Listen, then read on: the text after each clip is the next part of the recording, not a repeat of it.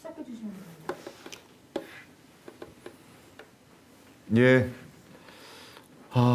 오늘 2시간 동안 바닷길을 통한 동서교섭과 신남방 정책의 미래라는 어떻게 보면 조금 이제 날씨가 추워지는데 더 좀 스산해지고 그러면서 조금 너무 공간적으로 큰 주제가 아닌가 이런 생각을 해봅니다. 저는 서울대학교 인문대학 국사학과에서 한국 고대사 그리고 유라시아 교섭사 혹은 뭐 역사고고학 이런 부분을 공부하고 학생들을 가르치고 있는 권오영 교수라고 합니다.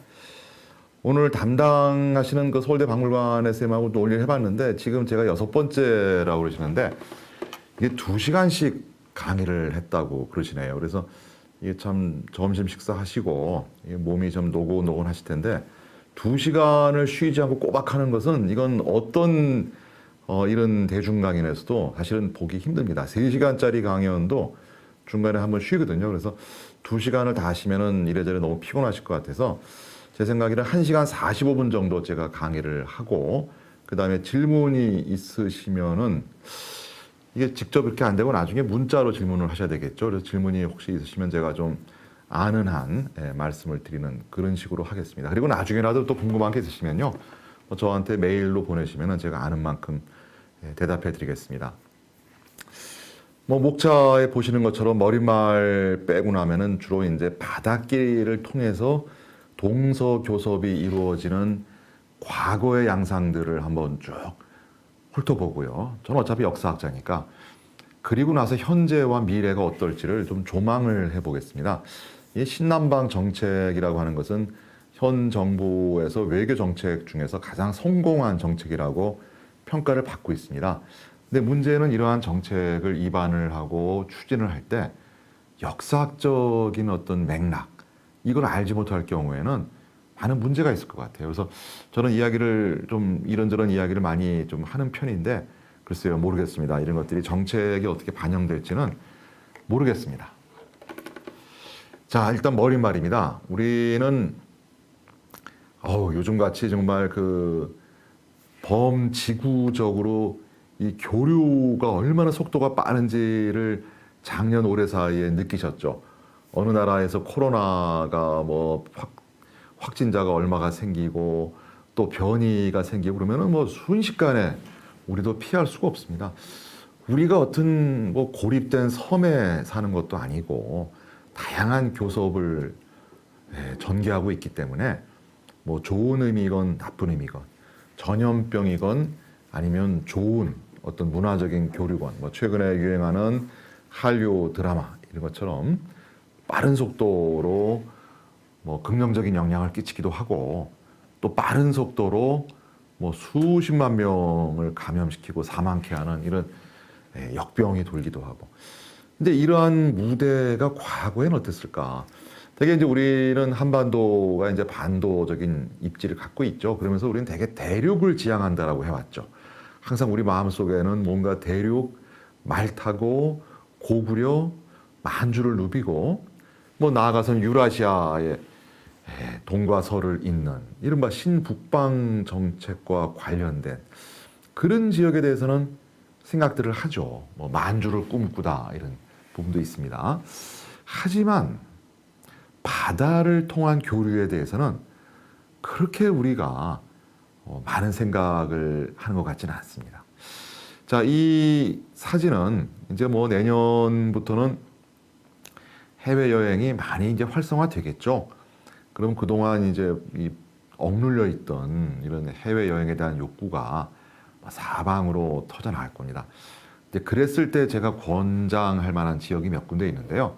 그 중에 하나는 싱가포르에 있는 이 아시아 문명 박물관이라는 멋진 박물관입니다. 이 박물관을 보시면은 바다를 통한 동서의 교섭이 이렇게 활발하게 진행이 됐구나라는 것을 피부로 느낄 수가 있습니다. 싱가포르이 우리 한국인들에게는 아주 좋은 관광지죠. 깨끗하고 식물원도 있고 바다도 있고. 자, 그런 것도 보시고 바다를 통한 교류가 우리와 무관하지 않거든요. 대한민국 혹은 한국사와 무관한 그들만의 이야기가 아닙니다. 우리도 거기에 참여했었고 어느 때는 우리가 주역이 되기도 하고 어느 때는 우리가 조연으로 전락하기도 하고 그런 웅장한 파노라마가 있거든요. 근데 우리는 그런 부분을 놓치고 살고 있습니다. 그래서 우리가 어릴 때부터 로빈슨 크루소의 모험이니 신밧드의 모험이니 다 이런 걸 우리가 읽으면서 혹은 애니메이션 만화책 보면서 자랐잖아요. 근데 정작 우리에게는 그런 이야기가 없느냐? 없을 리가 없죠. 우리가 다만 그것을 개발하지 못했을 뿐이죠. 자, 그런 면에서 이 싱가포르에 있는 아시아 문명 박물관에 가면은 우리 눈이 확 뜨이게 되는 그런 전시가 있습니다.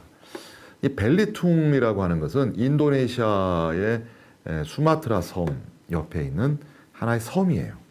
섬의 이름입니다. 인도네시아 말입니다. 벨리퉁. 예, 거기서 잠수부들이 820년대 침몰한 배의 흔적을 발견했어요. 그러니까 우리 사회에서도 가끔씩 보면은 주가 조작을 위해서 무슨 러시아의 보물선을 동해에서 찾았다. 뭐 이거 찾으면 뭐 수십 조의 금괴가 있다. 가끔 이런 얘기 나오지 않습니까? 그리고 이제 어릴 때도 나온 이야기가 뭐 인천에 배만 들어오면은 내 팔자가 바뀔 것이다. 이런 얘기들 하잖아요. 실제로 그렇습니다. 이 배 한 척에 선적되어 있는 화물의 양과 그 값어치를 계산해 보면은 정말로 어마어마한 양입니다.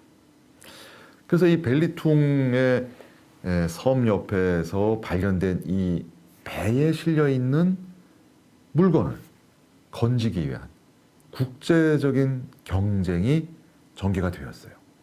그래서 여기서 수천 점의 유물을 건지고선 인도네시아의 경우에는 우리와 달라서 우리의 경우에는 대한민국 영해, 영토에서 발견된 문화재는 100% 국가 소유입니다.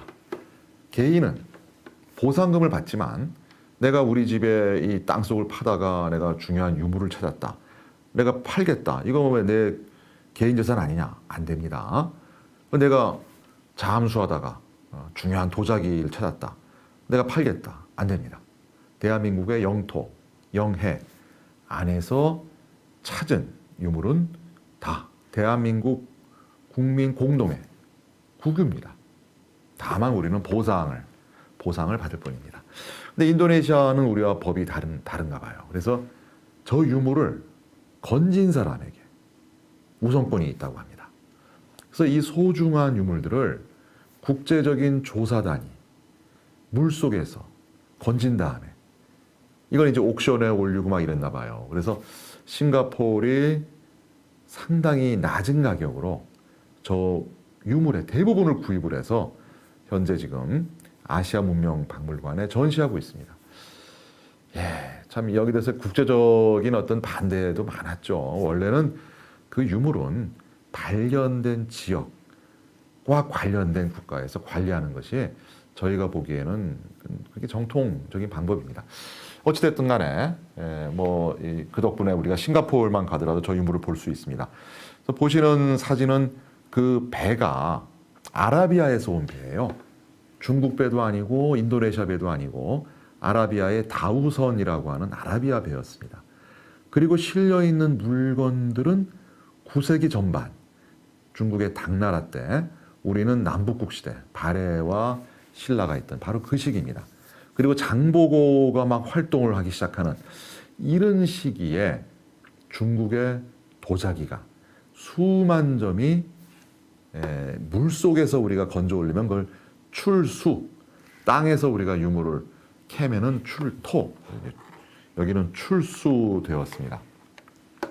그래서 보시는 것처럼 이제 인도차이나 반도, 그 다음에 이제 말레이 반도가 왼쪽에 보이고, 그 다음에 이제 수마트라 섬이 이렇게 길게 있죠.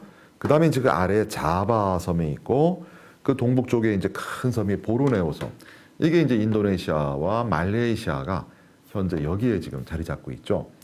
그래서 사진을 가만히 보시면은 정 가운데에 스리비자야라는 영어 글자가 있고, 그 아래에 보면은 이 바로 벨리퉁 그 섬이 있습니다. 그래서 여기서 건진 유물 중에는 중국의 당나라 때의 도자기가 압도적인 다수를 차지하고, 오른쪽 사진에 보시는 것처럼 저런 도자기들이 깨지지 않도록 큰 항아리 안에 차곡차곡 넣어서 배가 흔들리더라도 깨지지 않게 우리 마치 이삿짐 포장하는 것처럼 그렇게 옮기고 있습니다. 그리고 가운데에 있는 잔은 이 손가락을 넣어서 뭐 차나 포도주를 마실 수 있는 그런 잔인데 금으로 되어 있습니다. 저걸 만든 사람은 중국의 당나라의 기술자인데 저기에 있는 무늬는 당나라 사람들이 좋아하는 무늬가 아니라 고객이 되는 아라비아의 부호의 취향에 맞추어서 당나라의 기술자가 만드는 호화스러운 금잔이에요. 그리고 아래에 있는 것들은 이제 오랫동안 물 속에 있다 보니까 막 조개 껍질이 붙어 있고 이런 것들을 다 건져 올린 겁니다.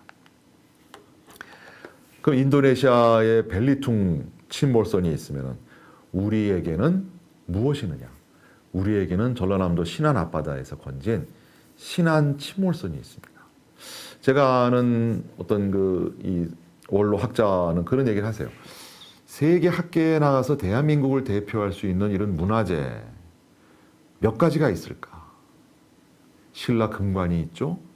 고려 청자가 있죠. 조선 백자가 있죠. 그 다음에 고구려의 벽화도 있죠. 백제의 기와도 있고 가야의 철기도 있습니다. 그런데 세계의 학계에서 정말 속된 말로 거기에 모인 전문가들이 코가 납작해질 만한 정말 임팩트 있는 문화재는 뭘까? 그분의 이야기는 신안선이다. 불과 몇 년 전에 국립중앙박물관에서 이 신안선 출토 유물, 출수죠 정확히는, 특별전을 게시했습니다. 그 전까지는 이제 신안선에서 건진 유물들은 이제 조금씩 보여주면서 뭔가 미적인 어떤 감흥을 느끼는 그런 전시라면은 바로 최근에 진행된 그 전시는 완전히 양으로 완전히 좌중을 압도하는, 신안에서 나온 유물 다 꺼내라. 그 당시 국립박물관장의 엄명, 수장고에 있는 신안 유물 다 꺼내라. 그래서 전시가 한두 점이 아니라 막 수만 점의 도자기를 보여줬던 그런 경험이 있습니다. 이 말씀을 제가 왜 드리냐? 우리가 이제 실크로드, 그래서 초원길, 낙타, 그다음에 캐러반이라고 불리는 대상들, 중국의 당나라 때 보면 이제 호인이라고 해서 코가 높고 눈이 쑥 들어간 이런 소그드족, 이런 장사하는 사람들이 낙타에 물건을 싣고 수천 킬로를 이동하죠. 바로 실크로드입니다. 우리가 이걸 보면서 많은 생각을 갖게 됐죠. 동서의 교섭, 낭만, 그렇죠. 돈의 움직임, 또 그걸 약탈하기 위한 도적, 또 지키기 위한 여러 가지 생각을 합니다. 그런데 낙타 한 필이 운반할 수 있는 화물의 양은 뭐 인간이나 말보다는 훨씬 많지만 얼마 안 돼요. 근데 대규모로 큰 배가 아니라 하더라도 배 한 척에 이동할 수 있는 화물의 양은 낙타 수천 마리 분의 화물을 이동할 수 있습니다. 지금 우리도 컨테이너선 보세요. 어마어마한 화물을 움직이고 있잖아요. 신안선에서는 100% 건지지 못했어요. 일부는 아직 못 건진 것도 있고 일부는 뭐 사전에 빼돌린 것도 있는 것 같아요. 그럼에도 불구하고 우리 대한민국 영해에서 나온 신안선에서는 중국 도자기 그리고 고려 청자 포함해서 2만 점이 나왔습니다. 동전이, 중국 동전이 800만 개가 나왔습니다. 28톤입니다. 어마어마한 양입니다. 생각을 해보세요. 어마어마한 양입니다. 그런데 벨리퉁 선박에서는 도자기가 6만 점이 나왔습니다. 여러분, 이 시기에 송나라나 고려나 황제릉을, 도굴되지 않은 황제릉을 발굴해도 도자기 몇 점 나오겠습니까? 몇 점 나오겠습니까? 20점 나올까요? 10점 나올까요? 그런데 이 배 한 척에서 2만 점, 6만 점 이렇게 나온단 말이죠. 자, 결론적인 이야기 미리 말씀드립니다. 배를 이용한, 바다를 경유한 교섭은 육로를 통한 초원길, 비단길 못지않게 혹은 훨씬 더 강력하게 많은 사람과 물자를 운반할 수 있다는 것이죠. 그래서 어떤 면에서 보면은 이 동서교섭에서 우리가 너무 무시하고 있지만 이 바다를 통한 교섭이 오히려 더 큰 비중을 차지한 것이 아니냐 이런 생각을 갖게 되는 것입니다. 그래서 이러한 바닷길이 개통되고 동서교섭이 진행되는 과정에 대해서 세계 많은 학자들이 연구를 하고 있죠. 근데 지금 보시는 분 느끼시겠지만 우리 대한민국의 역사학계나 고고학계에서 이런 해양 교류, 해양 고고학, 해양사 과연 이런 부분을 활발하게 연구를 하고 있느냐 좀 의문을 품으실 거예요. 그런 연구를 했다라면은 뭐 신문지상에 나오거나 책이 좀 많이 나오거나 그래야 되는데 별로 못 보셨죠. 그렇습니다. 별로라기보다는 거의 연구가 되지 않고 있습니다. 왜 그러냐? 왜 그러냐? 우리들의 인식의 폭이 좁기 때문에 그렇습니다. 뒤에 보시겠지만 자료가 없는 것도 아니고 중요도가 떨어진 것도 아닌데 우리가 인식하지 못하고 있을 뿐입니다. 저는 요즘 그래서 제가 국사학과에 몸담고 있지만 한반도와 그 부속 도서만을 한국사의 범위로 국한시키고 연구해야 돼. 이건 아니죠. 우리 조상들이 고대 혹은 중세에 활발한 교섭을 전개했다고 하면은 당연히 우리가 연구할 때는 그분들의 교섭에, 교류에, 항쟁의 대상이 되는 세력도 우리가 연구를 해야 되는 겁니다. 우리는 지나치게 이제 이런 어떤 민족주의적인 시각을 가지고선 우리 것만 보는데 우리를 제대로 알기 위해서는 우리와 비슷한 혹은 우리와 싸웠던 혹은 우리와 같은 역사를 발전시키다가 떨어져 나갔던 이런 집단에 대해서도 관심을 가져야 됩니다. 예를 들어서 여진족, 그렇죠? 거란족. 다 이런 경우 우리가 예를 들어 고려 시대 뭐 강감찬 그러면은 우리와 싸웠던 거란족, 소배합, 소손영 이름을 기억하잖아요. 강감천에 귀주됐죠. 그럼 도대체 그 사람들은 어떤 사람이냐? 왜 우리와 싸우느냐? 이런 생각을 가져야 되는 것이죠. 그래서 요즘은 이게 뭐 무작정 한국사의 범위를 넓히는 그런 차원이 아니라 좀 교섭의 폭을 한반도, 중국, 일본만이 아니라 조금 넓히는 그런 시각이 필요하다라는 생각을 저는 가지고 있습니다. 실제로 AD 1세기경에 그리스의 상인이 저술한 것으로 알려진 기행기가 있어요. 기행기. 바다의 항로가 어떻고 거기에 풍습은 어떻고 쭉. 그리고 중국의 한나라의 역사책 한서 이거를 맞춰보니까 서로 이야기가 비슷한 내용을 담고 있어요. 이미 지중해 세계와 알렉산드리아, 홍해, 아라비아해, 인도, 벵갈만, 그 다음에 말레이 반도를 이어주는 바닷길이 이미 기원 전후한 시기부터 뚫려 있는 거예요. 즉 지중해의 상인과 인도의 상인과 동남아시아 상인들 그리고 중국의 상인들이 물론 한 번에 직접 지중해에서 중국으로 가는 형태는 아니죠. 하지만 여러 이런 작은 세계가 서로 연동하고 있다. 그리고 그 세계를 연결시켜주는 무역 루트가 이미 성립되어 있다는 것입니다. 여기서 우리가 갖는 의문.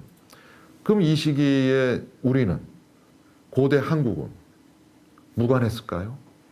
중국과 동남아시아와 인도와 그렇죠? 아라비아와 유럽 세계가 서로 그렇게 간접적으로 혹은 직접적으로 교류할 때 우리는 아무것도 안 하고 있었을까요? 저는 아니라고 생각을 합니다. 그래서 그 흔적을 찾기 위해 최근 몇 년간 열심히 답사를 다니다가 작년부터 이제 코로나 사태 때문에 저도 지금 완전히 지금 피해가 큽니다. 이 연구에 아주 큰 지금 피해를 입고 있는데 또 시작해야죠 이제. 자, 어찌됐든 간에 지중해에서부터 동부아시아까지 이어지는 이 바닷길을 통해서 수백 개의 항구가 만들어집니다. 바다를 통한 교류는요, 망망대해에서 서로 물건 주고받는 게 아닙니다. 바다를 통하지만 이런 행위가 이루어지는 공간은 항구예요. 항구.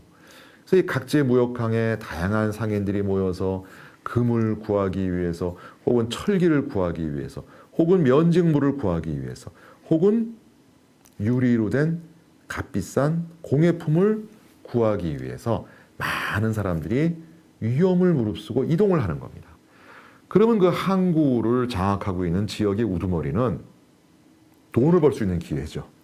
그래서 교역의 장소를 제공하고 안전을 보장하고, 그래서 거기서 세금을 거두는, 이런 항구 도시, 이걸 항시라고 부르는데, 항시가 곳곳에 형성이 됩니다. 그 안에는 독특한 분위기예요. 다양한 종류의 외국인들, 외국 상품들이 팔리고, 또 사기도 있고, 또 뭐 싸움도 있고 그러겠죠. 또는 이국적인 풍모를 가진 이런 외국의 상인들과 또 현지의 여성들이 서로 좋아해서, 아니면 정략적으로 지역 수장이 혼인을 시켜서 주저앉혀서 외국인들로 하여금 거기에 정착하게 하고, 그 결과 인도 출신의 브라만과 상인들이 동남아시아 곳곳에 정착을 합니다. 그래서 인도적인 냄새를 풍기는 이러한 항구 도시가 많이 만들어집니다. 자, 그래서 이제 이거는 우리 한국학자들이 만든 것이 아니라 서양학자가 만든 것인데, 제 꿈은 이러한 지도를, 이렇게 엉성한 지도가 아니라 정말 치밀한 지도, 그리고 저렇게 지중해와 아라비아 반도와 인도와 동남아시아와 중국과 한반도와 일본, 여기서 좀 더 동북쪽을 좀 치밀하게, 동해하고 서해 쪽을 막 치밀하게 항구와 교선망을 만드는 것이 우리 학자들의 몫이라고 생각을 합니다. 그래서 몇 년 뒤에는 이런 지도를 이용하는 것이 아니라 한국 학자들이 좀 멋진 지도를 만들어야 되는 그런 사명을 가지고 있습니다. 자, 이런 흐름 속에서 동북아시아, 동남아시아만을 대상으로 제가 말씀을 일단 드리겠습니다. 뭐 다 말씀드릴 수는 없으니까요. 여기에서 이제 일단 초반에 두각을 나타낸 세력이 남월국, 남비엣이라고 하는 고대 국가입니다. 지금의 월남은 저 남호를 거꾸로 한 것이 월남이죠. 그래서 월남의 역사에 아주 이른 단계라고 할 수가 있겠습니다. 그래서 이제 이 세력은 이제 중국의 월족이라고 해서 광서성, 광동성 일대에 있던 월족이 남월이 되겠고요. 그 다음에 이제 절강성 일대에 있던 월족은 강소성 일대에 있던 오와 함께 맨날 오월 동주가 어떻고 노상 원수대 싸우는 그러한 월도 있습니다. 그 다음에 복건성 쪽에 있는 월족은 또 민월 혹은 동월이라고 해서 월이라고 불리는 세력이 중국의 남부와 베트남의 북부, 중부에 걸쳐서 상당히 넓게 퍼져 있었습니다. 마치 우리의 뭐 동이족 혹은 예맥족, 한족 이런 집단들이 중국의 동북 지방에서부터 한반도까지 넓게 퍼져 있는 것처럼 중국의 남쪽과 베트남의 북부, 중부는 월족들의 세상이었습니다. 그 월족들의 세상에서 초기 국가가 막 만들어지고 하는데, 만랑, 뭐 어우락 이런 어설픈 초기 국가를 거쳐서 남월이라고 하는 국가가 성립이 돼요. 근데 이 남월이라고 하는 국가는 우리 역사에서는 위만조선하고 거의 비슷한 시기, 거의 비슷한 국가 성격, 거의 비슷한 종족적인 구성, 즉 현지인들과 중국에서 이주한 주민들에 의한 연합왕조 이런 측면도 비슷하고, 또 중국의 한나라에 대항해서 싸우다가 결국은 전쟁까지 벌이는 이런 모습도 아주 비슷해서, 저는 어떻게 이렇게 동북아시아의 이 대한민국과 동남아시아의 베트남이 이렇게 비슷한 역사적인 어떤 궤적을 밟아오는지 참 너무나 신기하다, 쌍둥이 같다 이런 생각을 한 적이 있습니다.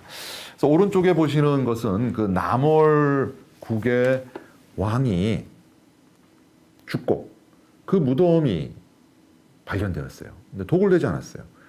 근데 그 왕은 스스로 황제를 칭하고 중국에서 황제나 입을 수 있는 옥을, 수천 개의 옥 조각을 꿰어 맞힌 저런 수의를 입고 있어요. 그러니까 우리가 너무 지나치게 중국의 역사책을 가지고 역사 설명하게 되면은 우리가 본질을 놓치게 됩니다. 즉 남오랑은 황제를 칭했단 말이죠. 그럼 우리도 위만조선에 대해서 우리가 잘 모르지만 위만조선의 왕릉을 발굴하면은 어떤 일이 벌어질까? 저는 이런 모습이 아닐까 생각을 해요. 그 다음에 아래에 있는 모습은 중국 광동성 광주시에 있는 남월국의 왕궁터와 관청터를 발굴했습니다. 우리는 아직 위만조선의 왕궁, 왕릉, 관청을 찾지 못했어요. 저런 모습일 것으로 생각을 합니다. 자, 그래서 이 남쪽에 있었던 남월국이 대두하면서 이 광동성 광주와 베트남 북부가 하나의 국가이기 때문에 동북아시아와 동남아시아 세계가 연결된 거예요. 그래서 이 바닷길의 발전에서 아주 중요한 하나의 시점이라고 생각을 합니다. 그 남월국이 너무 크니까 중국의 한무제가 더 이상 크는 것을 볼 수가 없죠. 그래서 엄청난 군대를 동원해서 남월국을 멸망시키고 그 지역에 이 이른바 7개의 군을 설치합니다. 바로 그 사건이 있고 2년 뒤에 또 한무제가 위만조선을 또 쳐요. 그리고 4개의 군을 둬요. 그래서 이래저래 베트남 쪽과 남월과 그리고 우리 쪽과 위만조선이 거의 비슷한 운명을 겪게 됩니다. 근데 이제 우리 입장에서는 현재 북한 땅에 있는 유적이나 중국 동북지방에 있는 유적들을 우리가 조사하기가 어렵잖아요. 그래서 이제 저와 이제 몇몇 한국 학자들이 저런 바닷길을 연구하기 위해서 우리가 베트남 쪽으로 한번 조사해 보자 해서 저기 루이라우라고 하는 데는 하노이 근처에 있는 토성이에요. 근데 저 토성이 한무제가 남월국을 멸망시키고 설치했던 7개의 군 중에 하나. 그 이름이 교지군. 그 터가 아닐까 해서 베트남 학자들과 함께 공동으로 저희가 발굴 조사를 했습니다. 그래서 이제 오른쪽 아래에 보이는 사진이 그 루이라우 성, 그리고 그 위에 있는 모습들은 근처에 있는 중국풍의 전돌로 만든 무덤들입니다. 그래서 우리가 이제 이런 걸 연구하게 되면은 이 바닷길을 통한 동북아시아와 동남아시아 세계를 연결하는 구체적인 모습도 볼 수가 있고, 또 한국사에서 우리가 그 실체가 분명치 않은 위만조선과 낙랑군에 대해서도 우리가 연구할 수 있기 때문에 이런 비교사적인 연구를 진행하고 있습니다. 그래서 발굴조사한 결과 이런 유물들이 발견되었습니다. 이건 이제 고려대학교와 함께 조사를 해서 저렇게 하노이에서 막 사람 얼굴이 있는 막대기와 연꽃 무늬가 있는 막대기와 혹은 마름모 모양의 전돌, 이런 것들을 베트남 팀과 대한민국 팀이 함께 조사를 한 것이죠. 이건 저는 의미가 크다고 봐요.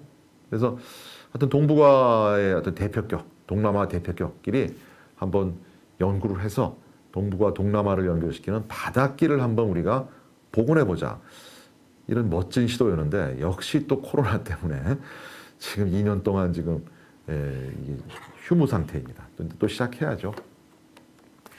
지금 말씀드린 대로 위만과 남월국의 조타는 비슷하다.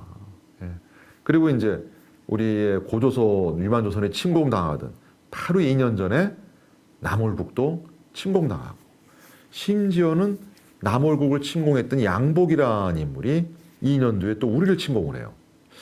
참 같은 운명이죠. 그래서 우리 사회에서 하여튼 그 결혼 이주민 이 여성들의 출신 지역도 그렇고 우리가 베트남에 대해서 그런 친근한 마음을 많이 갖는 것도 이런 여러 가지 역사적인 배경이 있는 것 같습니다. 지금 붉은 글씨로 적어놓은 교지, 구진, 일랑 이 3개의 지역이 현재의 베트남 북부와 중부에 설치된 한의 7개의 군 중에 3개가 되겠습니다. 그래서 저러한 교지, 구진, 일랑, 베트남에 있는 군과 지금의 광동, 광서에 있는 남해, 하포 이런 군들이 서로 네트워크가 있을 거 아니에요. 같이 한무제에 의해서 만들어진 군이니까. 그 더더욱 베트남 북부, 중부와 중국 남부 사이에 활발한 교섭이 진행되면서 남월국 때와는 또 다른 형태의 해상 교섭이 본격화되는 그런 모습을 보여주는 것이 아니냐 생각을 합니다. 이제 국내의 이제 몇몇 학자들과 함께 또 팀을 짰습니다. 이제 우리는 또 답사를 안 하면은요, 우리는 이제 제일 경멸하는 게 머리로 다 모든 거 만들어내는 거. 이건 역사학자, 고고학자가 아주 피해야 돼.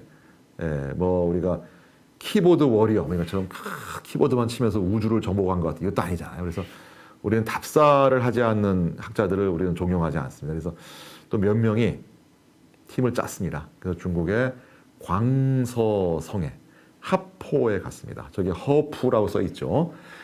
하포현이 설치되어 있던 그런 지역이에요. 즉 한무제에 의해서 남월국이 멸망되고 남월국의 영토였던 그 당시에 광동, 광서, 베트남 북부, 중부에 설치되었던 7개의 군 중의 하나인 하포 갔더니 이렇게 중국적인 벽돌 무덤이 있어요.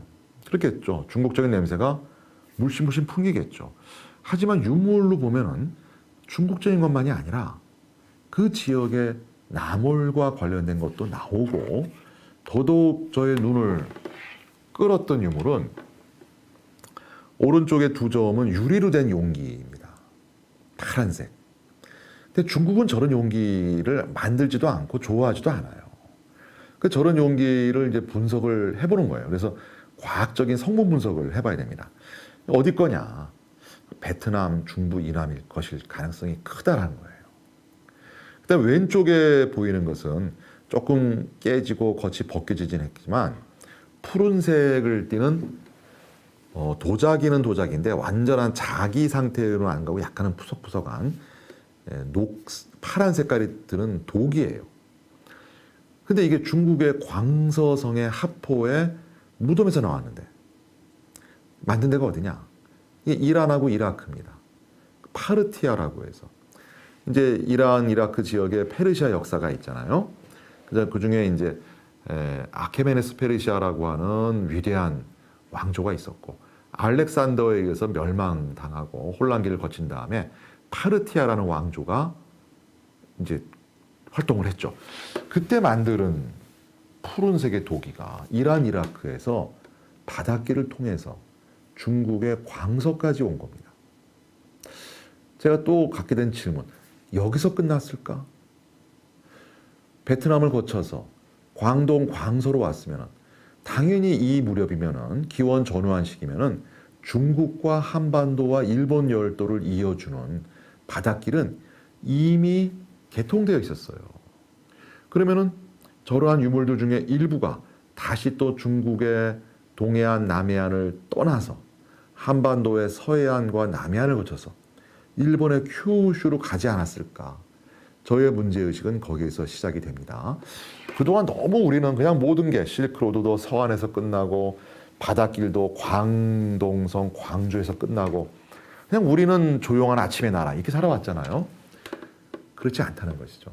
그래서 그걸 제가 입증하기 위해서 최근 몇 년간 부지런히 동남아시아 답사를 하고 다니고 있습니다.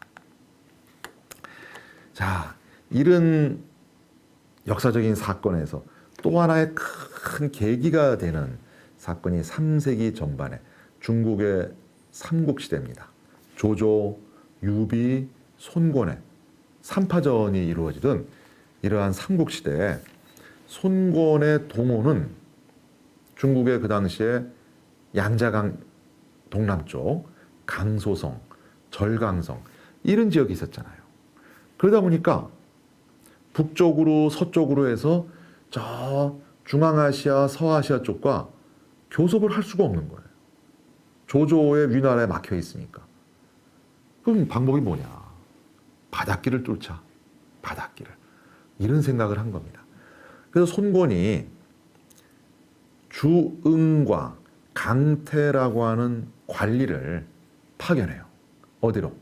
베트남 중부 정도가 아니라 더 남쪽, 베트남의 남쪽 메콩강 하류 그리고 캄보디아 일대를 장악하고 있었던 부남, 현지 말로는 푸난, 한자로는 부남이라고 불리는 여기에 사신을 파견합니다. 큰 또 하나의 획기가 됩니다. 이때부터는 베트남 북부 중부 정도가 아니라 베트남의 남부와 캄보디아와 타일랜드와 말레이시아와 이런 지역이 이제는 중국과의 교섭의 상대로 되는 이런 시점입니다. 그 당시에 이제 베트남 중부에서는 마침 새로운 왕국, 중국인들은 저것을 이무비라고 썼고 현지 사람들은 자기를 참파라고 불리는 이런 왕국이 성장하고 있습니다. 그러니까 3세기 전반 그러면 중국은 위촉오, 베트남 중부는 이묵 참파, 베트남 남부와 캄보디아는 부남 혹은 푸난 이런 나라가 있었고 한국은 어떠냐? 근데 그 이야기를 이제 말씀을 드리려고 하는 겁니다. 근데 공교롭게도 이 3세기 전반부터 한국, 중국, 일본이 모두 그 전에 사용되던 유리와는 다른 화학 조성이 다른 새로운 유리가 갑자기 폭발적으로 급증합니다. 그전 유리는 싹 거의 사라지고, 근데 그렇게 새로 만들어진 유리가 화학 성분적으로 고알루미나 소다 유리라고 불러요. 이게 어디에서 왔느냐? 동남아시아다. 이런 것을 밝히는 겁니다. 그래서 역사학자, 고고학자들만 갖고 요즘은 안 됩니다. 요즘은 다양한 분야의 과학자들과 함께 우리가 연구를 하는 거예요. 그래서 이 좁쌀만한 유리구슬을 분석을 해서 저런 이야기를 할 수가 있습니다. 그럼 또 같이 협업을 해야죠. 이제 역사학자들은 또 문헌 기록을 찾습니다. 찾으니까 중국의 위촉오의 분열을 통일하고 사마시 정권이 만들어지죠. 사마의, 사마사, 사마소, 사마염 등등 이어지는 그 나라가 서진인데 286년에 이런 기사가 있어요. 이해 286년에 부남 등 21국, 이건 되게 동남아겠죠. 마한 등 11국이 사신을 보내왔다. 서진으로.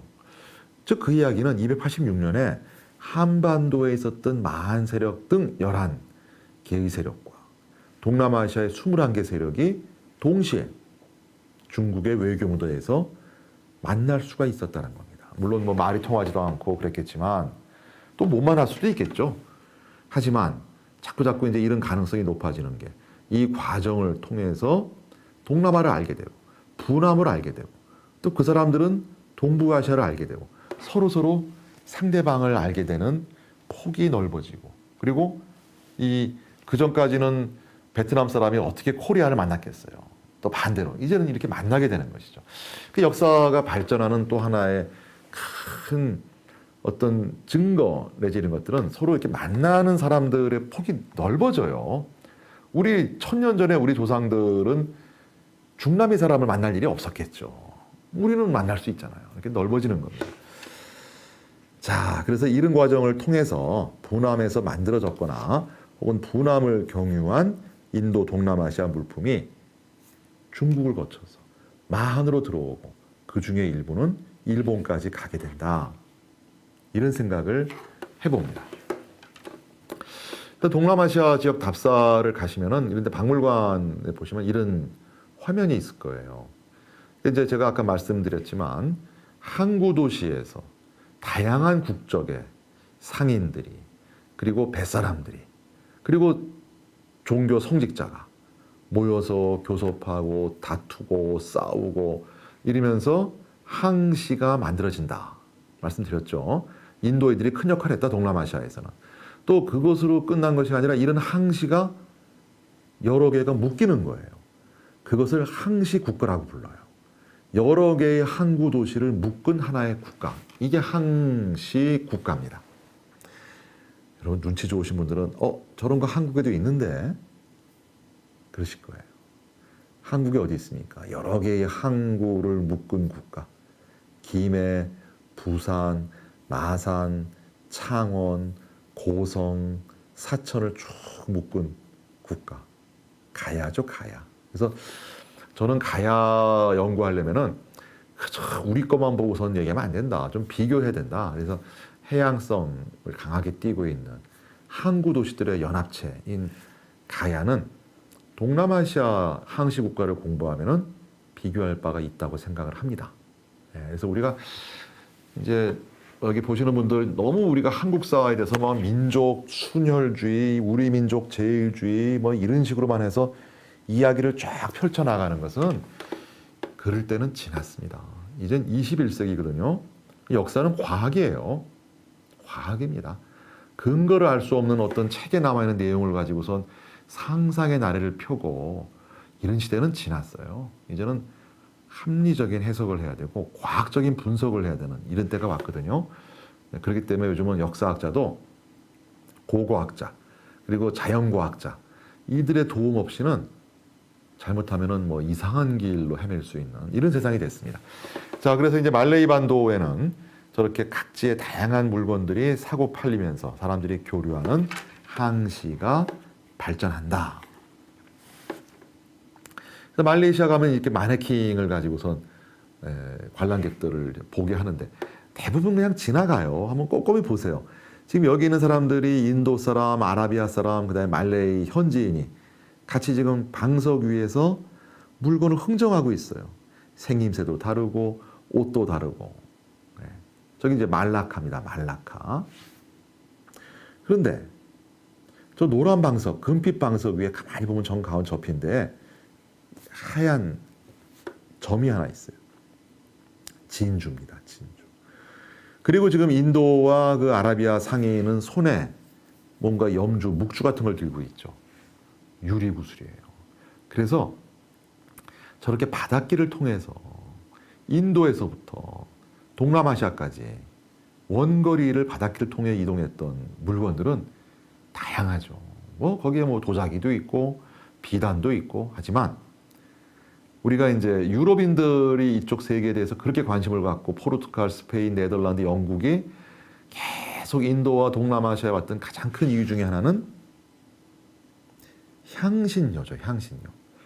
고기를 먹을 때 그 냄새나는 것을 맛을 풍미를 높여주는 후추, 계피, 정향, 육두구 이런 건 유럽에 없으니까 정말 값비싼 그런 향신료 한 주먹이면은 금 한 주먹 정도 되는 뭐 좀 과장도 있겠지만 그 정도로 비싸게 팔린 그걸 찾아서 유럽인들은 16세기 이후에 동남아시아에 왔습니다. 그 전에는 무엇을 찾아왔느냐? 예, 역시 마찬가지로 저러한 유리구슬도 있고 그다음에 바다 거북의 껍질도 있고 코뿔소의 뿔도 있고 그다음에 값비싼 향이 나는 이 불태우는 이 향료 그 재료를 찾아서 오기도 하고 다양한 목적을 가지고서 사람들이 교류하는 것이죠. 어딜 통해서? 바다를 통해서. 그럼 그 물건들이 한반도에 일본에 안 왔느냐? 엄청 왔다는 겁니다. 엄청나게 많이 왔다는 겁니다. 우리가 인식을 못하고 있을 뿐이지 저런 작은 유리구슬은 제가 보기엔 수백만 점이 왔습니다. 수백만 점. 자, 지금 드린 말씀입니다. 그래서 이런 항시가 커지고 인도 상인들이 정착하고 혼인을 하게 되고 그 지역의 우두머리는 인도 상인을 사위로 삼아서 그 인도 사람이 갖고 있는 어떤 이 국가를 통치할 수 있는 시스템도 배우고 선진 기술을 배우고 또 종교도 배우고 힌두교 이래서 이 지역에 AD 1세기부터 왕국이 형성이 막 되기 시작해요. 그것이 항시 국가다. 그래서 이런 왕국들의 흥망성쇠가 있겠죠. 그런 내용들이 나중에 보면 중국인들이 기록한 역사책에 명칭이 쭉 나옵니다. 말레이 반도도 있고 인도에도 있고 스리랑카에도 있고 지금의 인도네시아의 수마트라, 자와, 발리 등등에 있었던 수많은 국가들이 그 중에 일부는 우리의 삼국시대 그리고 남북국 시대의 국가들과 동시에 존재했단 말이에요. 그러니까 지금 대한민국이 있고 지금 아세안이 있는 것처럼 우리의 고대에도 우리의 중세에도 동남아시아에서는 저렇게 항시국가 바다를 통해서 해상 교류를 하는 국가들이 있었는데 과연 서로 우리랑 모른 채 하고 살았을까? 계속되는 저의 문제의식입니다. 네. 이 지도는 이렇게 말레이 반도가 이렇게 좁고 길게 쭉 이어져 있죠. 저기가 이제 걸프 오브 타일랜드라고 하는 부분이 있게 되고 왼쪽은 이제 벵갈만이죠. 그럼 배가 인도에서 벵갈만을 지나서 온단 말이에요. 그러면 저는 말레이 반도가 이렇게 길게 이어지고 수마트라가 이렇게 있잖아요. 그럼 배는 그 좁은 이 말라카 해협을 통해서 지금의 싱가포르 그리고 말라카 이제 그런 지역으로 갈 거 아니에요. 또 보니까 너무 많은 시간이 드는 거예요. 뺑 돌아가야 되는 거예요. 근데 보니까 저 말레이 반도가 동서로 아주 좁은 지역들이 있어요. 그러면은 말레이 반도의 서쪽에 배를 정착하고 잘록한 부분을 이용해서 육로로 화물을 옮겨서 말레이 반도의 동쪽에 있는 항구로 옮기면은 이렇게 이동하는 것보다 시간과 비용을 줄일 수가 있겠다. 그러면서 말레이 반도의 동과 서의 항시들을 동서로 엮어주는 항시 국가가 발전하게 됩니다. 그래서 화물을 바닷길로 왔다가 잠시 육로로 옮겼다가 다시 바닷길로 가게 되는, 그래서 이 말레이 반도에 많은 항시 국가가 생기게 된다. 지금도 우리가 말레이시아의 말라카 이제 유명한 관광지죠. 가면은 저것은 중세 때 15, 16세기 모습이지만 고대에도 다르지 않았을 것이다. 말라카의 왕이 저 가운데에 황금빛 있는 저 뒤에 탁 앉아 있습니다. 그리고 각지에서 온 상인들이, 외교관들이 자신들이 갖고 온 물건을 보여주고, 또 다양한 활동을 벌이고, 저 오른쪽에 보면 보라색 옷을 관복을 입고 서 있는 인물은 중국에서 온 인물이에요. 명나라 사신입니다. 그래서 이렇게 말라카의 왕국에서 공식적으로 전개되는 교육도 있고 또 비공식적으로 전개되는 교육도 있으면서 인도와 동북아시아, 그렇죠? 동남아시아 세계와 중국 남부가 계속 만날 수가 있는 겁니다. 근데 지금부터는 이제 한반도 쪽으로 좀 말씀을 이제 좀 약간 방향을 바꿔서 얘기하겠습니다. 그럼 제가 계속 의문을 품었지만 그렇다고 한다면은 저러한 흐름이 동북아시아, 즉 한반도와 일본 열도에서는 어떤 식으로 전개가 되었을 것인가? 이걸 보여주는 기록이 많지도 않아요. 무엇이 제일 많은 자료냐? 바로 유리구슬입니다. 유리구슬. 그래서 한반도의 서남부, 동진강, 금강 이런 일대에서는 기원전 한 4세기, 3세기부터 왼쪽 아래 사진 보시는 푸른색의 대롱 모양의 구슬이 갑자기 등장해요. 근데 저 구슬을 분석을 해보니까 중국의 유리구슬을 만드는 기술로 만들어졌다. 즉 유리를 만드는 과정에서 납과 바리움을 넣는 그런 기술이 발휘되었다. 아주 중국적인 기술이거든요. 아, 그렇구나. 그러면 중국의 전국시대, 한국의 초기철기 시대, 이 시기에 중국 구슬이 한반도 서남부로 왔다. 그리고 일본의 큐슈 북부, 야요이 시대라고 해서 되게 우리의 이제 초기철기 시대, 뭐 사만 이런 단계와 비슷한 그 시기인데 거기까지 가는 거예요. 아, 요때 기원전 한 3세기, 기원전 2세기 이때는 중국 남부, 한반도, 서남부, 큐슈 이렇게 이어지는 하나의 유통망이 있는 겁니다. 그럼 이 유통망이 점점 넓어지겠죠. 그러다가 기원을 전후한 시기가 되니까 베트남의 북부의 중부에서 발전했었던 새로운 유리구슬이 한반도로 쫙 들어오고 일본으로 쫙 들어가는 거예요. 중국식의 납바륨 유리가 아니라 포타시라고 하는 성분이 포함되어 있는 이런 유리구슬은 중국에 없거든요. 이게 한반도에 나오고 일본에 나오는 거예요. 이게 왜 그러냐? 제가 아까 말씀을 드렸지만 남월국이 멸망하고 베트남 북부, 중부와 중국의 동남부에 7개의 군이 설치되고, 그렇죠? 한반도에도 위만조선이 멸망하고 낙랑군이 설치되고, 그러한 네트워크를 통해서 베트남의 유리구슬이 베트남, 중국, 한반도, 일본으로 전래되었다. 저는 이렇게 생각을 합니다. 그래서 이 왼쪽에 보이는 것과 오른쪽에 보이는 것은 한쪽은 대한민국의 박물관 전시실이고 한쪽은 베트남의 박물관의 전시실이에요. 육안으로 구분하지 못합니다. 유리구슬을. 똑같습니다. 왜? 흔히 우리는 우리 영토에서 나온 것들을 다 메이드 인 코리아 해야지 기분 좋아하는데 뭐 메이드 인 코리아도 있지만 이 유리구슬은 99% 이상이 수입품들입니다. 수입품. 기술이 없어 그러냐? 그거보다도 뭔가 이 이국적인 어떤 값비싼 액세서리, 장신구 이런 데에 대한 어떤 호기심이 있었나 봐요. 그래서 이런 유물들이 쫙 들어오게 되는. 자, 유리구슬 얘기는 좀 다시 또 뒤에 또 말씀을 드릴 기회가 있을 겁니다.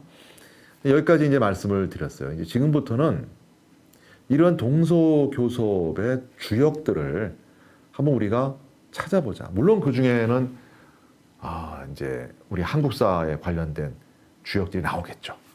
나오기 전에 일단 동남아 쪽부터 우리의 교역의 파트너, 상대들이 누군지를 한번 보자 이런 이야기입니다. 제가 계속 말씀드리지만 우리는 우리가 어떤지 제대로 보려면은 우리 친구들이 어떤지 보면은 우리가 보일 것 같아요. 가만히 생각해 보세요. 우리 친구들이 훌륭하고 착한 사람들이면 나도 착한 사람일 것이고 우리 친구들이 매 사기꾼들의 무슨 폭력을 좋아하면 나도 그런 인간일 것이고 그래서 우리는 교섭의 상대들을 봐야지만 우리가 보인다. 그랬을 때 아까 한번 나왔지만 이묵 혹은 참파라고 하는 국가부터 보겠습니다.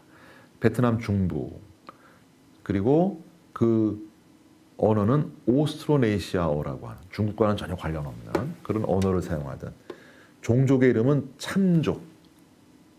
참족이 만든 나라가 참파죠. 참족은 지금도 베트남의 소수민족으로 존재하고 있습니다. 자, 이 참족이 주체가 됐고 이들의 문화는 베트남 중부에서 발전했던 철기, 금속기 문화를 사핀 문화라고 하는데 이것을 기본으로 발전합니다. 그래서 중국이 세운 교지군, 구진군, 일남군과 교섭을 하다가 3세기 단계에 크게 성장을 하면서 중국의 세력이 세워놨던 일남을 점령하고 구진을 침입하면서 역사 무대에 아주 뚜렷하게 등장을 합니다. 근데 이 세력이 우리 백제와 연관이 있어요. 여러분 너무나 잘 아시는 백제의 최고 전성기를 이끌었다라고 하는 근초고왕 아시죠? 그 근초고왕이 내부의 어떤 국가 형성, 영토 확장 이런 걸 일단락을 시키고 나서 중국의 강남 지역에 있었던 동진이라는 나라에 공식적으로 사신을 보냅니다. 그러면서 나는 이제 국제 무대에 등장한다. 예. 마한의 여러 세력들을 내가 통합하고 내가 대표격이다. 외교 무대에 등장해요. 그 내용이 우리 측이 아니라 중국 측 역사책에 기록되어 있어요. 근데 지금까지 100%의 한국사 연구자들이 그 기록 중에 백제와 동진까지만 보고선 딱 끊어버렸습니다. 이해의 백제의 여구, 근초고왕의 이름이죠. 처음으로 사신을 보내어서 동진과 국교를 맺었다. 딱 끊어버렸어요. 왜? 우리는 우리만 봤던 거예요. 한 줄만 더 봤으면 또 다른 친구가 보입니다. 이어지는 게 같은 시기에 이무왕도 사신을 보냈다. 이 기사가 나와요. 같은 기사입니다. 얼만큼 우리가 시야가 좁았는지 그냥 오로지 우리밖에 몰랐잖아요. 이묵은 참파, 베트남 중부. 같은 해에 백제왕과 이무왕이 중국의 동진의 남경에 동시에 사신을 보낸 거예요. 아까 서진의 마한도 그랬죠. 근데 이런 사건들이 중요한 계기가 된다라는 생각을 갖습니다. 그래서 4세기 이후에 이묵, 참파는 동진과 한편으로는 싸우고 한편으로는 평화적으로 지내면서 거대한 항시국가이자 무역국가로 성장을 하게 됩니다. 이 참파를 대표하는 유적이 사실은 우리 많은 한국인 관광객들이 이미 다녀왔어요. 다녀왔는데 그게 이무비고 참파라는 생각을 못했을 뿐입니다. 왜냐? 이 참파는 장기간 이제 18세기까지도 국가는 유지가 되는데 그 베트남의 중부에 호이안이라고 하는 항구가 있습니다. 한국인 관광객들이 엄청나게 많이 갑니다. 호이안은 이제 다낭 옆에 있거든요. 이제 코로나 직전에 한국인 관광객들이 1년에 다낭을 방문하는 관광객이 무려 80만 명이었습니다. 80만 명. 그리고 대부분의 관광객들이 호이안을 방문합니다. 이 호이안이 이뭅 참파의 항구였습니다. 그리고 호이안에 가면은 이뭅 참파에 혹은 사핀에 박물관도 있어요. 거의 안 보고 오죠. 그래서 내가 여행사에 뭐라 그랬어요. 야, 이런 거 좀 다 보게 해야 되는 거 아니냐? 그랬더니 여행사 잘못이 아닙니다. 이런 박물관을 넣고 그러면은 관람객들이 싫어한대요. 그렇죠? 2박 3일, 3박 4일 베트남 가는데 박물관을 두세 개 보고 와? 그러면 나중에 그 여행사 못 버티죠. 박물관 많이 넣었다고 불평불만을 갖습니다. 이제 앞으로는 바뀌겠죠.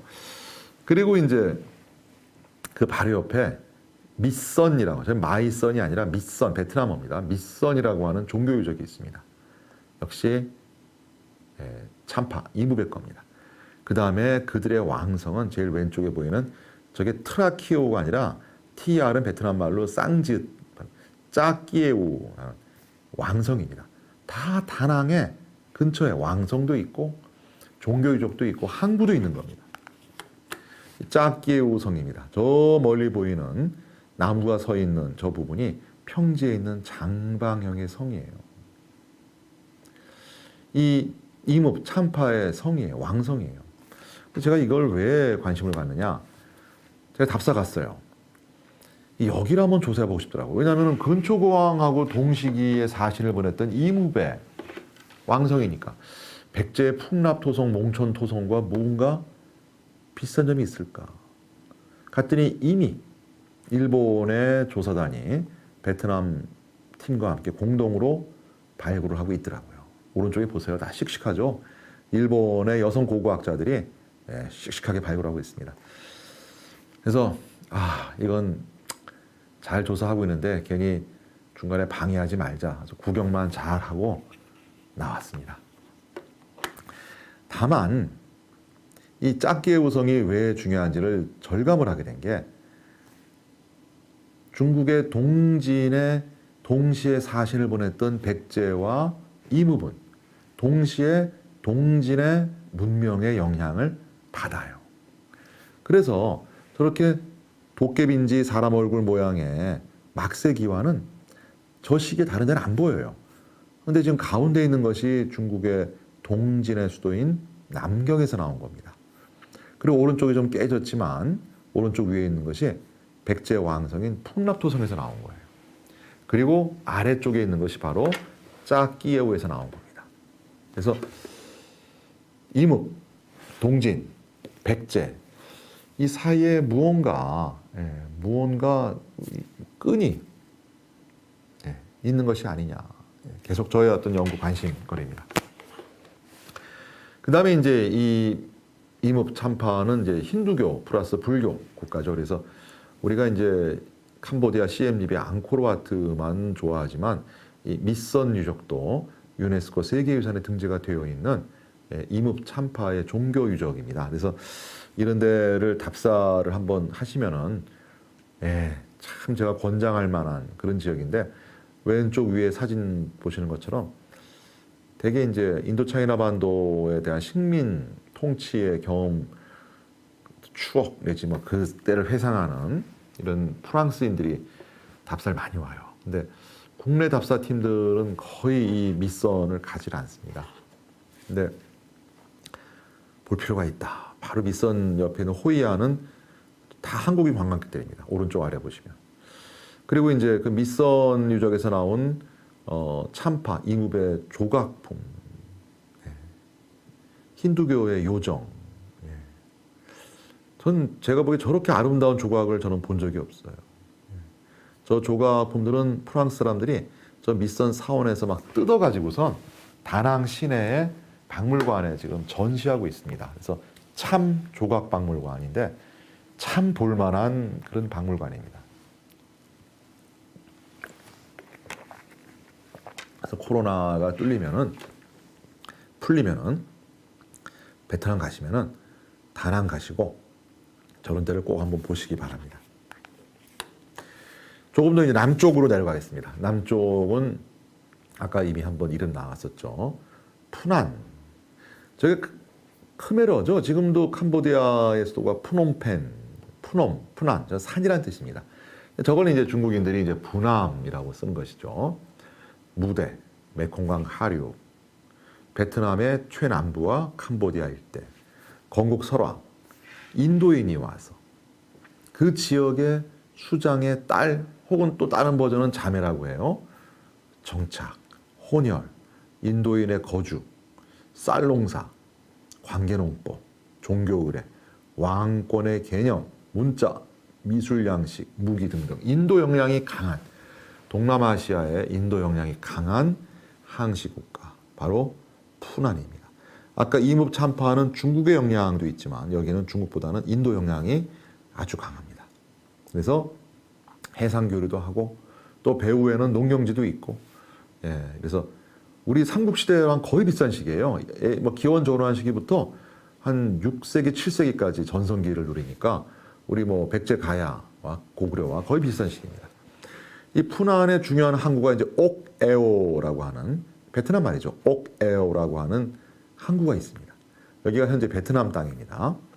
거기를 20세기 전반에 서양학자들이 조사했더니 로마 황제와 관련된 금화, 청동 불상, 힌두교 신상, 그 다음에 인도의 산스크리트어가 적혀져 있는 주석판, 반지, 그리고 중국 거울 등 막 로마, 인도, 중국 이런 유물들이 다 발견되었습니다. 그래서 이 강력한 해군을 소유해서 인도 지역까지도 해상 교류의 범위에 넣었던 항시 국가이자 해상 왕국입니다. 그래서 왼쪽에 보시면 이제 가운데 라오스, 타일랜드, 베트남, 캄보디아 이렇게 쭉 흐르는 강이 동남아시아의 이 젖줄인 메콩강이죠. 그래서 그 메콩강 델타 지역 동쪽으로 동남쪽으로 빠지면서 이쪽에 이제 호치민도 있고 베트남이 되겠고 그 이제 서북 쪽이 현재 캄보디아 영토입니다. 그래서 네모나게 박스를 쳐놓은 부분을 보시면은 저기 앙코르 보레이라는 데가 있고 아래에 옥에오가 있습니다. 그래서 앙코르 보레이와 옥에오가 부남의 가장 중요한 두 개의 쌍벽을 이루는 도시입니다. 자, 다 항시 국가이기 때문에 도시들의 연합체라고 말씀을 드렸죠. 이런 지역 보면 지금은 국경에 나뉘어져 있지만 그 당시에는 앙코르 보레이에서 옥에오까지 80km에 이르는 운하가 개설돼서 이 지역이 막 질퍽거리고 하니까 그 운하를 통해서 수상교통이 이루어지던. 그래서 이제 세계 학자들이 일부는 캄보디아 가서 앙코르 보레이를 많이 조사하고 있고 일부는 베트남 가서 옥에오 조사를 하고 있는 거예요. 질투심이 안 생기나요? 부럽잖아요. 저는 욕심이 많아요. 그래서 아까 참파의 짝기에오는 일본 팀이 조사하고 있으니까 양보했지만 여기는 안 양보할 수 없겠다. 그래서 제가 옥에오 발굴하고 싶다라고 그냥 계속 스스로 주문 걸고 외우고 주변 사람들에게 옥에오 가자, 옥에오 발굴하자 계속 주변 사람 설득했습니다. 반응이 좋았겠습니까? 옥에오가 어딘데? 설명을 한참 합니다. 이게 부남이고 해상 교류고 우리와 관련되고 하지만 우리 사회 분위기는 대한민국 한민족의 위대함을 보여줄 수 있는 위대한 영토 뭐 이런 걸 조사한다고 하면은 박수 받겠지만 바다를 통해서 백제 가야와 교섭했었던 동남아시아의 항구를 조사하자.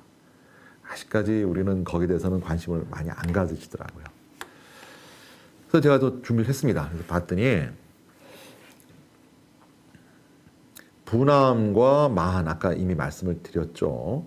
그 다음에 부남은 또 동진의 코끼리도 바치고 그 다음에 남조 국가인 송나라와도 통교하고 그 다음에 인도의 승려를 또 제 나라에 파견하기도 하고 그 다음에 503년은 백제 무령왕 때입니다. 양나라 무제 때 산호불상도 공헌하고 그러면서 계속 백제가 중국의 남조에 사신 보내는 것과 비슷한 형태로 비슷한 시기에 부남도 똑같이 동진, 송, 제, 양 계속 사진을 보내더라고요.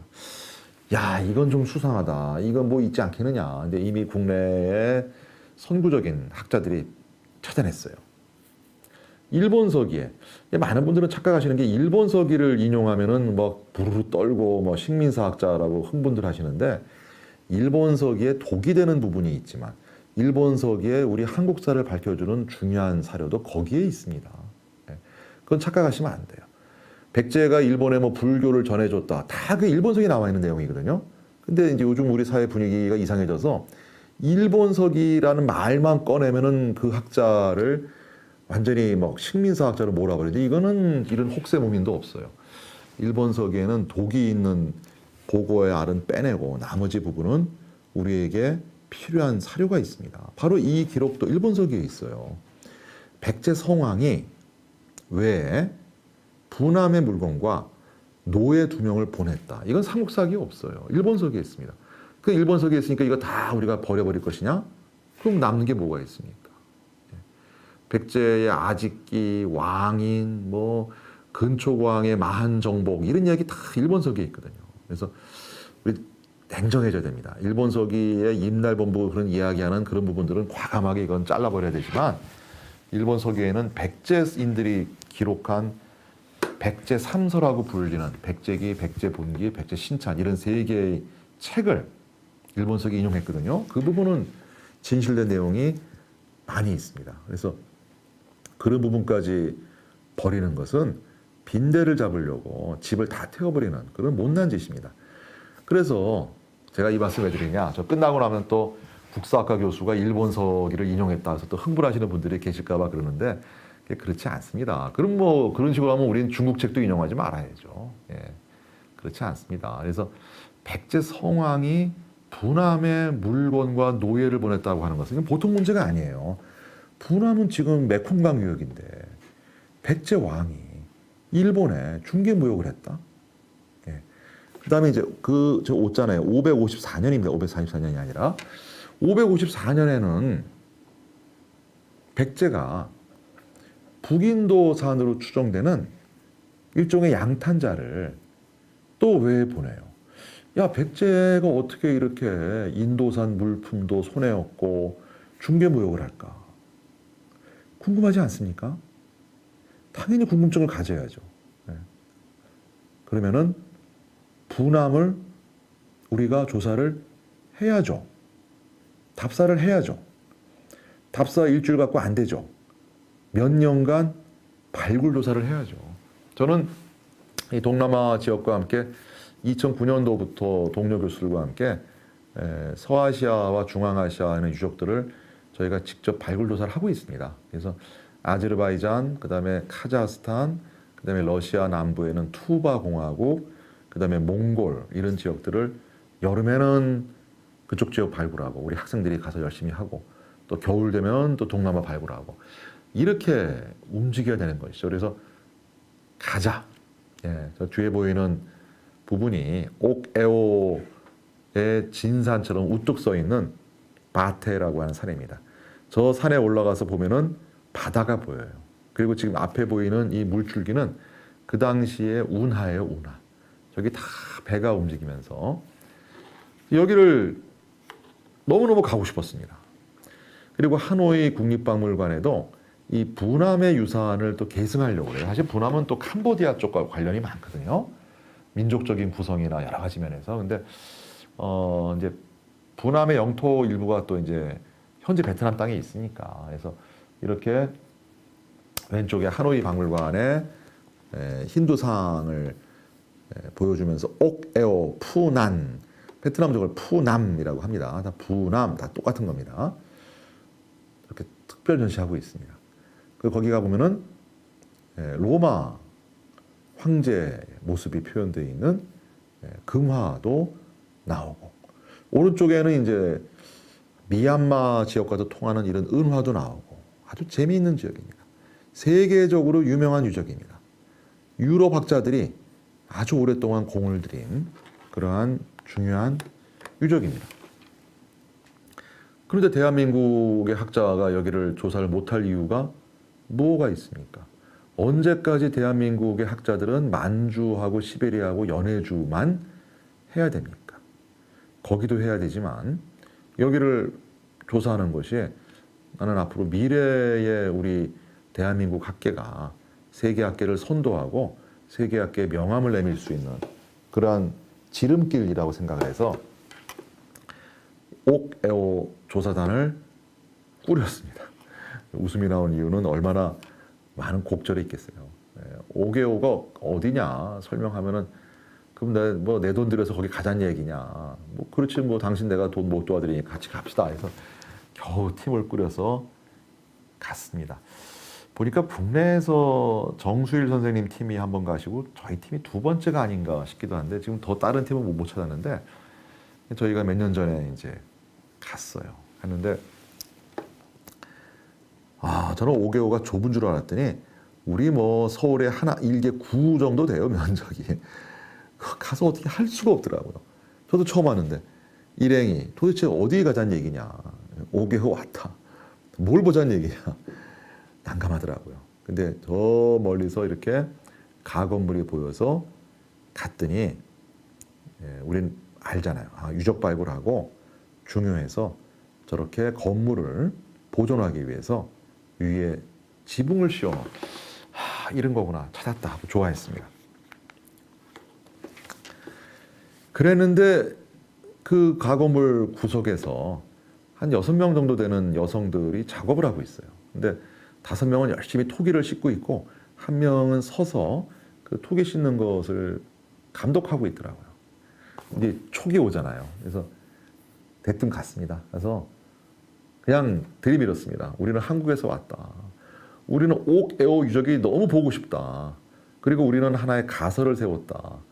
대한민국과 일본에서 나오는 고알루미나 소다 유리 구슬은 옥에오에서 제작된 것이다 라는 우리는 가설을 갖고 왔다. 그 얘기를 작업하는 것을 관리하는 여성에게 이야기를 했습니다. 영어로. 그랬더니 저기 지금 보이는 검은 모자가 제 모습이고 하얀 모자가 그 여성의 모습인데 정말 기적 같은 일이에요. 저는 호치민 대학에서 고고학을 공부하고 있는 여성 고고학자입니다. 그리고 제가 유리구슬을 만드는 공방을 이틀 전에 옥에오 유적에서 발견했습니다. 그러는 거예요. 그러면서 안내를 해드릴까요? 그러는 겁니다. 야, 이게 정말 거절할 이유가 있습니까? 그래서 너무너무 고맙다고 갔습니다. 2015년 1월 14일 사진도 보이네요. 갔더니 우리를 저렇게 밀림 속으로 안내래요. 저기에서 어떻게 우리가 유리 공방을 찾겠습니까? 암담하더라고요. 근데 뭐 지푸라기도 잡는 심정으로 제 학생과 저희 후배들, 동료들 이용해서 저 지역을 싹 육안으로 찾아라. 그랬더니 10분도 안 돼서 저렇게 손바닥에 보이는 유리구슬을 9점을 발견했습니다. 그래서 우리 이제 일행들과 이제 베트남 분들이 이제 함께 사진을 찍고 즐거워하고 있는 모습입니다. 왜 즐거워하느냐? 그 9점의 유리구슬을 제가 제 옆에 있는 그 옹엔 티아라고 하는 베트남 여성 학자에게 내친 김에 이걸 우리가 한국에 좀 가져가서 과학적인 분석을 하면 얼마나 좋을까요? 그랬더니 하시래요. 얼마나 좋아요. 다만 이제 그 지금 사진의 오른쪽에 마음씨 좋아 보이는 와이셔츠 입은 분이 그 옥에오 유적 관리소장이신데 그분의 허락을 받으래요. 또 말씀을 드렸죠. 그랬더니 너무너무 잘해주세요. 좋다 가져가라는 거예요. 그래서 국내의 공주대학의 김규호라고 하는 유리구슬 분석하시는 교수님에게 제가 급하게 전화를 했습니다.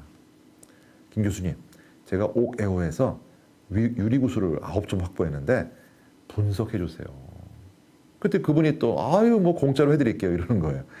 일이 너무 잘 풀리죠. 그래서 저렇게 기분 좋게 우리 고고학하는 최종택 선생님, 미술사 하시는 강희정, 주경미 선생님, 고고학 하시는 우리 박천수 선생님, 우리 학생 이렇게 다 해서 즐겁게 사진을 찍고 그 유리구슬을 가지고 한국으로 왔던 거죠.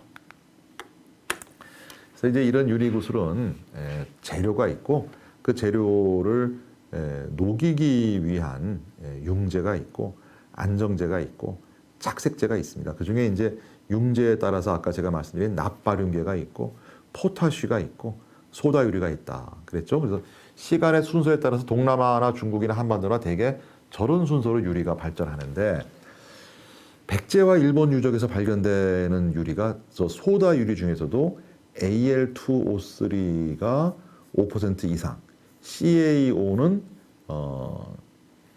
5% 이하, 저칼슘이 오잖아요. 고알루미나 저칼슘 이런 유리가 많거든요. 그래서 저희 가설은 성왕이 일본에 주었던 물품 중에는 부남에 옥에오에 유리구슬이 있었을 것이다. 따라서 백제와 일본에서 발견되는 유리구슬의 화학적인 분석 결과가 옥에오에서 채집한 것과 통하면은 그렇죠? 이야기가 되잖아요. 그래서 김기호 교수님에게 부탁을 드렸습니다. 그랬더니 저 9점 중에 제일 아래에 있는 건 하나가 잘못 끼어 들어갔더라고요. 모양도 그렇고 제일 아래 건 빼고 8점. 벽돌색, 푸른색, 초록색, 검은색 그 네 가지의 유리구슬을 분석을 했는데 이게 뭐든지 일이 쉽게만 풀리진 않더라고요. 또 고비가 왔습니다. 그래서 김기호 교수님 연락이 제대로 분석하려면은 유리를 부수어서 가루를 내서 분말을 내서 해야지 된다. 근데 좀 난감하더라고요. 그래서 포기했다가 옥렌티아 선생한테 메일을 보냈습니다. 가루를 내야지만 이게 분석이 되는데 어떡하죠? 그랬더니 또 흔쾌히 너무너무 고마운 분이죠. 흔쾌히 하세요. 가루 내세요. 그래서 결과를 봤더니요. 저 그래프 보시면은 LCHA, 로 칼슘 하이 알루미나에 싹 다 들어가 있죠. 하나만 X표 친 것만 LCA-A에 있는 거는 걔는 성격이 다르네. 제일 아래쪽에 있는 잘못 쓸려 들어가네. 걔만 그렇고 나머지는 다 로 칼슘 하이 알루미나 조 구역에 딱 들어가는 거예요. 조 구역이 백제 유리요, 일본 유리가 조범위에 들어가거든요. 그럼 이것만 가지고선 뭐 백제 유리가 다 오겨 이러면은 이거는 학자가 아니죠. 가능성이 높아진 것이지 또 다른 유리 생산 공방에서 또 다른 모습을 보일 수도 있잖아요. 하지만 한 발짝 내디딘 게 백제 성왕이 확보해서 일본에 중개무역을 했던 물건 중에는 이런 것도 있겠다라는 이야기입니다. 그래서 이제 이런 유리구슬 연구를 이제 열심히들 하는 거죠. 그래서 국내에서 발견된 뭐 수백만 점의 유리구슬은 대부분 인도와 동남아시아에서 만들어진 것이다. 이건 제 얘기만이 아니라 이런 유리구슬을 초창기에 진행했었던 우리 이인숙 선생님이나 이런 분들이 이미 다 얘기를 하셨는데 그것을 이제 우리 김 교수님이 과학적으로 입증을 했고 제가 또 발로 뛰어서 유리를 확보해서 분석을 했고 이렇게 되면서 이제는 움직일 수 없는 사실이 되어 갑니다. IPGB는 인도 퍼시픽 글래스 비즈라고 해서 인도에서부터 태평양까지 넓게 퍼져 있었던 유리 구슬 비즈. 중요한 소비국이 동남아시아 그리고 한국입니다. 특히 백제. 특히 백제가 그렇습니다. 자, 제가 아까 말씀을 드렸습니다. 제가 5개월 가지고선 연구를 끝내버리면은 제 스스로 말이 안 되는 것이죠. 왜냐하면은 동남아시아의 항시 국가는 분함만도 아니고 이뭅만도 아니고 또 하나의 강력한 항시 국가가 있습니다. 양직공도라고 해서 중국의 양나라 무제의 아들이고 양나라의 마지막 황제가 되는 양원제라는 인물이 원제는 이제 왕대구 이름이고 소역 성은 소구 이름은 역인데 천재 화가예요. 근데 그분이 그린 그림이 세계 각지에서 온 사신들의 얼굴과 복장을 표현하고 그 나라에 대한 기록을 쫙 적었어요. 그게 이제 그때 것이 그대로 남아있는 건 아니지만 나중에 후대 사람들이 그걸 모본으로 또 그리고 하면서 지금 한 4가지 종류가 있는데 그걸 다 양직공도라고 합니다. 양의 직공을 바친 사신들의 모습. 거기에 보면은 오른쪽 위에 너무나 친숙한 우리 얼굴이죠. 백제국 사신의 모습이 그려져 있어요. 그리고 백제국에 대한 내용이 거기에 쭉 기록돼 있죠. 백제국원 이렇고 이렇고. 얼마나 중요한 자료입니까? 이게 백제사연구의 1등급 자료거든요. 근데 또 마찬가지예요. 오로지 저기만 보는 거예요. 저분이 있는, 이게 두루마리처럼 되어 있는데 우리 백제 사신이 있는 옆에 잠깐만 눈을 돌리면은 지금 오른쪽 아래에 있는 랑하수국사, 그래서 곱슬머리에 맨발에 더운 나라에서 온 옷을 입고 있는 저 사진이 보이잖아요. 그럼 저는 또 다른 될지도 안 될지도 모르고, 원래 가설은 원래 깨지게 되어 있으니까 가설을 세웠습니다. 저렇게 양나라의 외교 무대에 같이 저렇게 등장한다면은 백제와 랑하수국은 랑카수가, 현지 말로 랑카수가, 한자로 랑하수라고 하는데 저 관계는 없을까? 그래서 또다시 옥에어 답사팀을 1년 뒤에 또다시 불렀습니다. 또 가자. 또 가자. 그때 참 또 따라오셨어요. 그래서 또 팀을 짰습니다. 그래서 이 지도에 보시면은 옥에어라고 하는 글자를 오른쪽에 찾을 수 있죠. 옥에어. 그 다음에 그 옥에어에서 왼쪽으로 쭉 가면은 클롱톰이라는 데가 있고 숭아이마스가 있고, 지금 여기가 타일랜드와 미얀마와 말레이시아가 저 말레이 반도를 다 지금 나눠 갖고 있죠. 저기가 바로 랑카수카의 땅이에요. 그 랑카수카를 가려고 했는데 랑카수카는 정말로 이건 제가 처음인 것 같아요. 국내에서 랑카수카 논문도 한 편 없고 랑카수카에 갔다 온 사람도 한 명도 없습니다.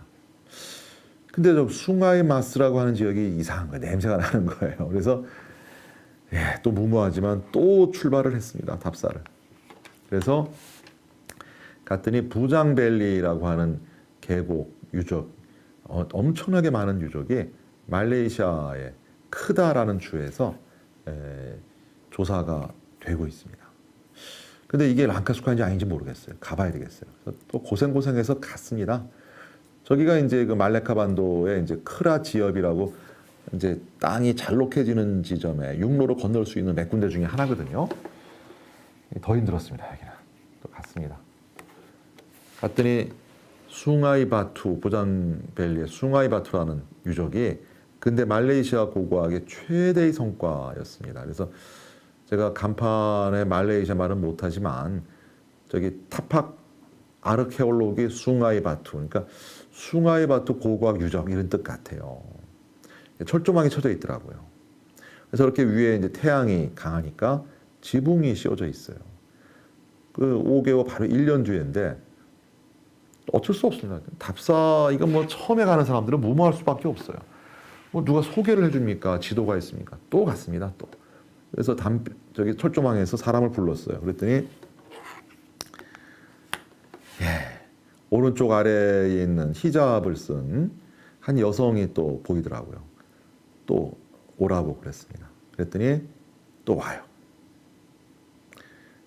정말 거짓말이 아니라 똑같은 말을 했습니다. 우리는 한국에서 왔고 우리는 백제 그리고 일본으로 전해지는 이런 인도 퍼시픽 글래스 비즈의 생산지 중에 하나가 이 랑카수카라고 생각을 갖고 왔다. 그랬더니 또 이분이 하는 얘기가 처음에 저희 이제 동아일에서 10대 학생으로 봤는데 30대에 박사과정 아기가 둘이 있는 박사과정 여성이더라고요. 그랬더니 자기는 유리구슬을 전공하는데 여기 랑카수카 지역에서 이렇게 많이 나왔으니까 같이 공동으로 조사하지 않겠느냐. 또 이런 이야기를 하더라고요. 그래서 난 정말 운이 좋은 사람이구나. 어떻게 이렇게 그냥 갔는데 뭐가 일이 풀리는지. 그래서 저기 가운데 제가 오른쪽에 모자 쓰고 있고 가운데 활짝 웃는 분이 이제 유리 분석하시는 김규호 교수님이고 그 좌우에 미술사 하시는 5개월 같이 갔던 분들 그리고 나머지는 우리 학생들. 그래서 또 활짝 웃고 기쁘게 공동조사할 수 있는 희망을 갖고 왔는데 국내에 돌아와서 랑카수카 이야기를 아무리 해도 손뼉도 뭐 맞아야 소리가 나지. 아직까지 우리 국내에서는 랑카수카는 너무 먼 나라 이야기더라고요. 그래서 공동조사를 할 수 있는 길이 열려 있고 저 왼쪽에 보시는 노란 점들은 다 침몰선들이에요. 여기가 원래 바다였는데 육지가 되면서 침몰선이 바다 속에 있지 않고 뻘에 처박혀 있어요. 저런 거 조사하는 너무 이 잠수보다 얼마나 좋습니까? 저는 꿈이 저런 거 조사 하나 했더니 저기서 백제 선박 나오면은 정말 얼마나 멋질까 이런 생각을 해보는데, 네, 언젠가 이제 저런 거 해야 되겠죠. 오른쪽은 이제 선착장의 모습입니다. 여기도 우리 삼국시대와 같은 시기입니다. 뭐 재련로도 있고 종교시설도 있고, 여기 봤더니 뭐 이슬람의 힌두교 신상도 있고, 중국 도자기 오른쪽 아래 보이시죠? 중국 청자들. 그 다음에 오른쪽 위에 보시면은 이슬람 유리 보이시고, 오른쪽 위에 제일 위에 푸른색 도자기 보이세요? 벌써 기억 안 나시면 안 되는데, 중국의 하포에서 발견된 파르티아 도자기, 그런 깨진 편들이에요. 여기도 이슬람 세계와 인도 세계와 중국 이런 문명이 막 교류하는, 저런데 가야토기, 신라토기, 백제토기가 있다 하더라도 여기 분들은 못 찾아낼 거 아니에요. 저기 가서 한국 학자가 이거는 영산강 위역 어디 토기입니다, 이런 걸 찾아주면은 속된 말로 대박이죠. 앞으로 우리 학생들은, 제자들은 그런 일을 할 겁니다. 자, 그래서 힌두교 관련 이런 유물들도 있고, 거기에 유리구슬들 나오는데 역시 한반도의 것들과 구분하기가 어렵습니다. 특히 왼쪽 아래에 있는 저런 색동 유리구슬들은 얼마 전에도 학술대회를 열었지만 우리 영산강 유역에서 많이 나오고, 공주도 있고 경주도 있고, 또 그것이 한반도를 통해서 일본으로 건너가는 그런 모습을 보이는 유리구슬들인데, 앞으로 다 우리 연구에 손길을 기다리고 있습니다. 이런 것들은 이제 우리의 사리 장엄, 사리 신앙과도 관련되는 그런 모습도 보이고요. 말레이시아 국립박물관 가시면은 저런 유리구슬들은 그냥 우리 국내의 박물관에 갖다 놓으면 구분할 수 없습니다. 그래서 생각이, 이게 베트남과 캄보디아, 타일랜드만 생각할 것이 아니라 말레이시아까지 시야에 넣어야 되겠다, 이런 생각을 가지고 있습니다. 왼쪽 위에 보이시는 것이 이제 다양한 향신료들. 저게 정말 그 시기에 비싼, 저런 향신료와 약재들이 한반도에 많이 들어와요. 그래서 불국사에서 저런 향나무가 발견되기도 하고 그렇습니다. 근데 이 부분은 이제 우리 삼국시대가 끝나고 남북국시대, 고려 이런 시기에는 이쪽에 제일 중요한 항시 국가가 뭐냐? 스리비자야입니다. 그저께의 그 뉴스에 크게 나왔습니다. 이 인도네시아 이쪽에서 스리비자야 유적이 발견되면서 뭐 어마어마하게 많은 힌두교상과 불상과 막 금제품들이 막 나오고, 그래서 바로 그저께 바로 그 유물을 남긴 항시국가 해상왕국이 스리비자야입니다. 저는 이 스리비자야는 이제 통일신라 고려와 어떨지 연구를 앞으로 할 생각입니다. 그 다음에 이제 더 뒷시기가 가면은 이제 인도네시아의 중세 왕국인 마자파힛 이런 국가도 있습니다. 그래서 이런 부분에 대해서도 이제 국내의 연구자들이 워낙 부족합니다. 특히 고고학이나 미술사나 이런 물건을 가지고선 볼 수 있는 분들이 너무너무 부족한데, 우리 학계의 풍토가 오로지 한국 고고와 한국 미술사만 해야 되는 것으로 인식하지만, 이제 대한민국이 이제 그럴 때는 지났다라고 생각을 합니다. 왜 그러냐? 이제 우리도 좋은 의미로 영향력이 강해졌잖아요. 그렇죠? 옛날같이 그렇게 못 살고 얻어맞고 도움받는 신세에서 이제는 우리가 주변에 도와주기도 하고, 또 아시아권에서 큰형님의 역할도 하고, 중국과 일본과는 다른 한국의 품위를 보여줘야 됩니다. 동남아시아 국가들이 중국과 일본에 비해서 한국을 좋아하는, 중남미도 그렇고, 이유는 이 외교학 하시는 분들이 그런 얘기 하시더라고요. 이유가 뭐냐면은 위협적이지 않대요. 한국은 한류 뭐 오징어 게임 다 좋은데 그거보다도 다른 나라 사람들이 우리에게는 아직 위협감을 못 느끼는 거예요. 자기네를 식민 통치하고 수탈하고. 반면에 중국과 일본에 대해서는 의혹의 눈을 가지고 있잖아요. 그럼 우리는 동남아시아 세계 혹은 중남미 세계 이런 데, 혹은 중앙아시아 이런 데서 존경받는, 위험하지 않은, 그러면서 친한 친구가 되는 이런 역할을 가지려면은 우리의 역사 연구도 우리 것이 최고야, 우리만 잘났어, 우리 민족 제일주의 이거를 가지고서는 친구를 사귈 수 없다. 저는 그런 생각을 합니다. 그래서 많은 오해를 사고 유튜브나 뭐 저 인터넷에 제 이름 치면 막 악성 댓글이 어마어마해요. 뭐 저는 뭐 그거 다 감수합니다. 예, 감수하는 게 제가 뭐 오류도 있겠지만 결국 대한민국의 미래가 주변 나라들한테 손가락질 받는 군사 강국으로 가기보다는 문화 대국, 그렇죠? 한류, BTS 뭐 이러면서 문화 대국, 친근감 느끼는, 그러면서 형님 같은 그런 모습이 더 멋지지 않나요?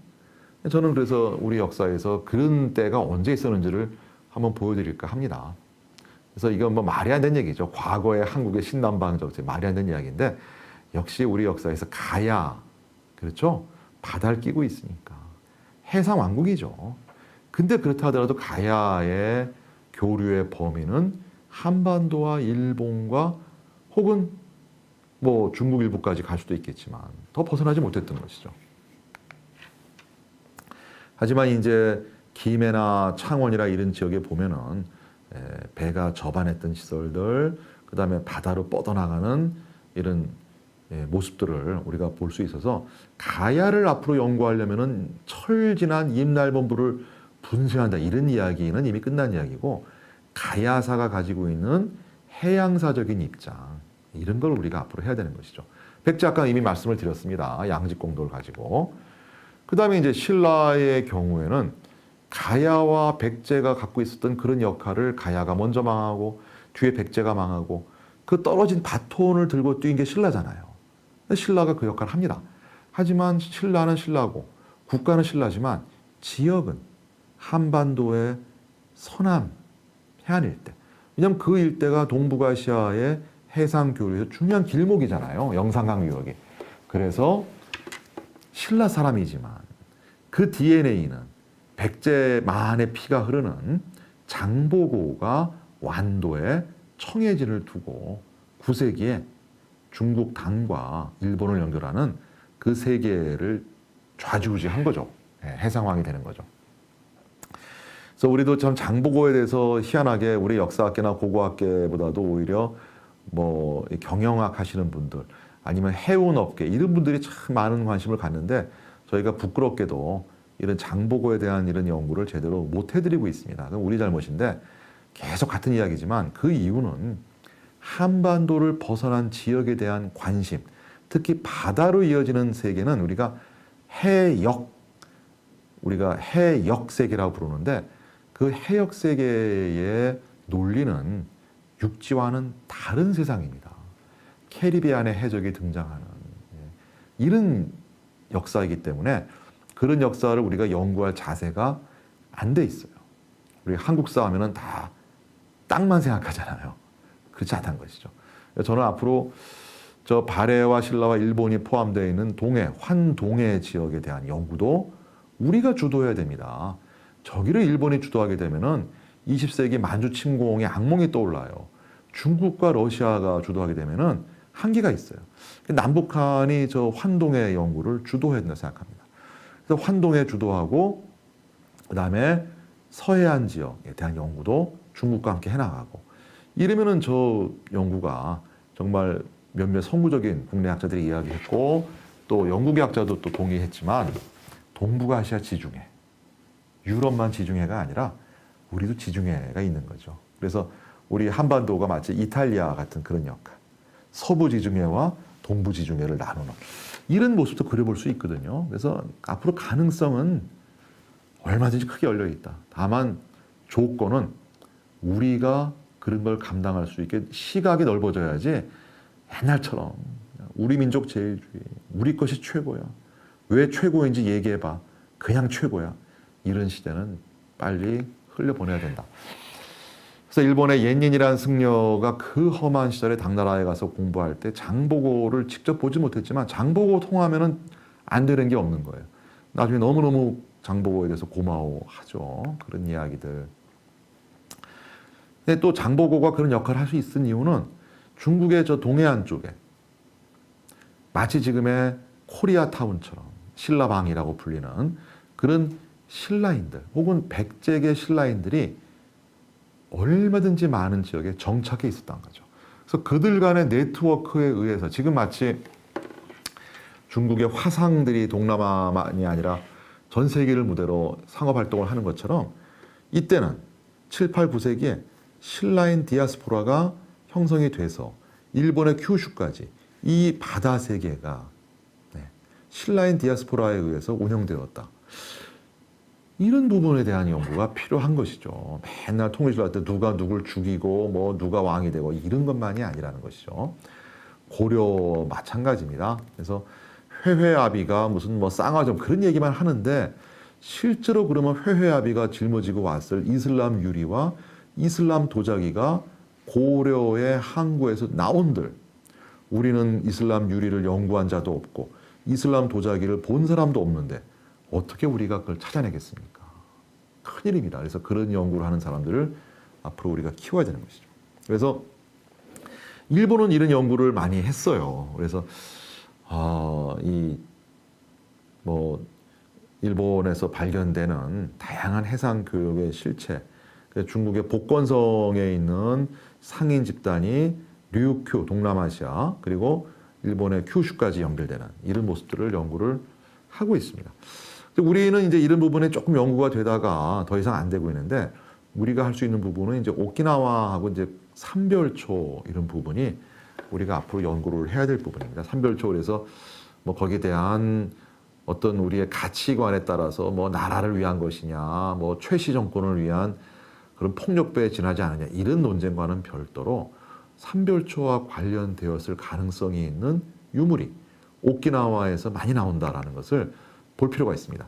왜냐하면 오키나와라고 하는 것은 현재 일본의 영토가 됐지만 원래는 독립된 왕국이었고 오랜 기간 동안 국가 형성을 보지 못하고 구석기, 신석기 뭐 이런 상태로 지내다가 갑자기 이 지역에서 선진적인 기술, 선진적인 국가 운영 시스템이 등장합니다. 이게 과연 가능하냐? 갑자기 이렇게 월반을 몇 개 하는 게 가능하냐? 예를 들어 성벽을 쌓는 기술도 갑자기 보인다. 근데 그 기술을 보면은 일본 성의 모습을 보이는 것도 있고 우리 한반도의 성과 비슷한 것도 있는 거예요. 게다가 이런 성을 쿠스크라고 하는데 몇몇 분들도 이야기를 하고 이제 KBS의 역사 스페셜도 나오긴 했지만 삼별초 최후의 날 그리고 오키나와에서 발견된 기와에 언제 만들었다. 고려의 기술자가 만들었다라고 하는 해가 공교롭게 계윤년이 같아요. 그래서 이제 이걸 극적으로 연결시키는 분들은 삼별초가 강화에서 진도에서 제주에서 항쟁에 실패하고 오키나와로 갔다라는 분도 있고 야, 그건 너무 공교롭지 않으냐. 그 계윤년이 바로 1273년이 아니라 그 60년 혹은 120년 될 수도 있다. 다만 왼쪽 아래 사진 보다시피 오키나와에서 보이는 기와 중에는 일본 본토 기와와는 완전히 다른 고려 기와의 흐름을 잇는 것들이 많다. 분명히 그리고 태토는 오키나와 태토인데 거기에 쓰여 있기를 고려 출신의 기와 기술자가 만들었다. 이런 게 있다는 얘기죠.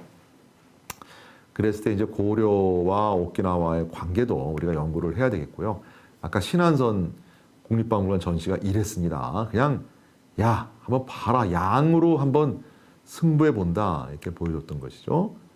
신안선 다양한 향신료들 싣고 오고 이런 것들이 정말 엄청나게 비싼 계피, 뭐 후추 이런 것들이 바다를 통해서 이동했던 이런 모습들. 그 다음에 신안선의 왼쪽에 보면 저렇게 나무 토막들이 있어 처음에는 평행을 맞추기 위한 평형수다 그랬는데 그게 우리가 얼마나 이 생각이 짧은지요. 그게 아니라 동남아시아 향나무예요. 고급 목재, 또 불교 의식에서 향을 태울 수 있는 그런 나무들 이 배에 쫙 깔려 있고 주석 덩어리들 이런 것들. 그다음에 조선으로 가면은 우리가 이제 뭐 류큐와의 관계에 대해서도 좀 이야기가 좀 나오죠. 신숙주가 또 류큐의 지도를 그린 것도 있고, 그다음에 얼마 전에 이제 화재로 이런 화재는 안타까운 화재입니다. 오키나와의 ryukyu 왕국의 궁전, 정전이 화재로 소실됐어요. 정말 안타까운 일이죠. 물론 그 전에 이제 태평양전에 불타서 다시 만들긴 했지만 세계 유산인데, 예, 그래서 이 ryukyu 왕국이 일본에 점령되기 전에 독립왕국일 때 고려와 조선과 중국의 명과 교류하면서 또 하나의 항시 국가의 모습을 보여주거든요. 그래서 만국질량의 종이라고 하는 저 종이 13개가 걸렸는데 그 중에 하나를 지금 우리가 볼 수가 있습니다. 그래서 지금 ryukyu국의 왕성인 슈리성의 이모저모, 왼쪽 아래는 불타버린 궁궐의 안타까운 모습, 그리고 이 종에 보면은 한자로 종의 글자를 새겨놨어요. 그 내용을 보면은 ryukyu국은 남쪽 바다의 비옥한 땅으로 한반도의 선진 문물을 모아 중국과는 이렇고 일본과는 이렇고 이런 나라다. 즉 자신의 역할이 중국과 일본과 한반도를 이어주는 징검다리, 교량의 역할을 한다. 이게 바로 해상왕국이거든요. 그래서 이제 이 ryukyu국이 해상 교육을 버렸던 모습들이 연구가 많이 되고 있어요. 근데 우리가 얼마나 생각이 짧은가 하면은 우리는 조선시대 때, 명나라가 우리하고 제일 자주 왔다 갔다 한 것 같잖아요. 근데 저도 깜짝 놀랐습니다. 오키나와에 갔더니, ryukyu국이 명나라와 교류했던 횟수가 명나라의 정사의 명사에 기록되어 있는 걸 뽑아보니까 1등은 ryukyu 171회, 2등이 베트남 안남이 89회, 3위가 티벳 78회, 9위가 지금의 우즈베키스탄에 쓴 티무르, 10위가 조선이에요. 30회. 그러니까 우리는 뭐 우리의 교섭 상대를 오로지 그냥 그 명청만 생각하지만 명청은 그게 아니죠. 그렇죠. 그래서 그러면서 우리도 좀 다변화할 필요가 있지. 지나친 어떤 대외 관계 하면은 오로지 중국과의 관계만 생각하는 이건 아니다라는 생각입니다. 이런 면에서 지금 후쿠오카의 이름이 하카타죠. 하카타. 그래서 하카타에 후쿠오카 가면은 저런 식으로 자기를 중심으로 놓고 해상 교류의 모습을 그리고 있잖아요. 저는 우리가 연구를 해서 저거를 목포가 됐건 아니면 뭐 하포가 되었건 개성이 되었건 무언가 좀 이런 망을 한번 그리는 이런 연구를 하고 싶습니다. 그래서 우리가 조선통신사만 이야기할 것이 아니라, 그래서 이제 시간이 다 돼가서 제가 뭐 정치 외교에 대한 조예도 없고 뭐 그냥 역사학자로서 대한민국의 지금 현재 신남방 정책은 잘하고 있는 거죠. 그래서 아세안과 인도의 관계를 미일 중로와 대등하게 격상시키는 것을 목표로 하고 있다. 그것은 정치적으로 외교적으로 1대1로 중국의 전략에 대응하는 부분도 있다라는 것.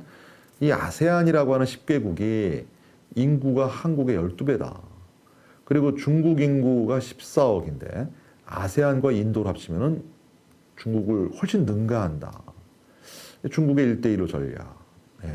그랬을 때 이제 우리는 어떻게 할 것이냐.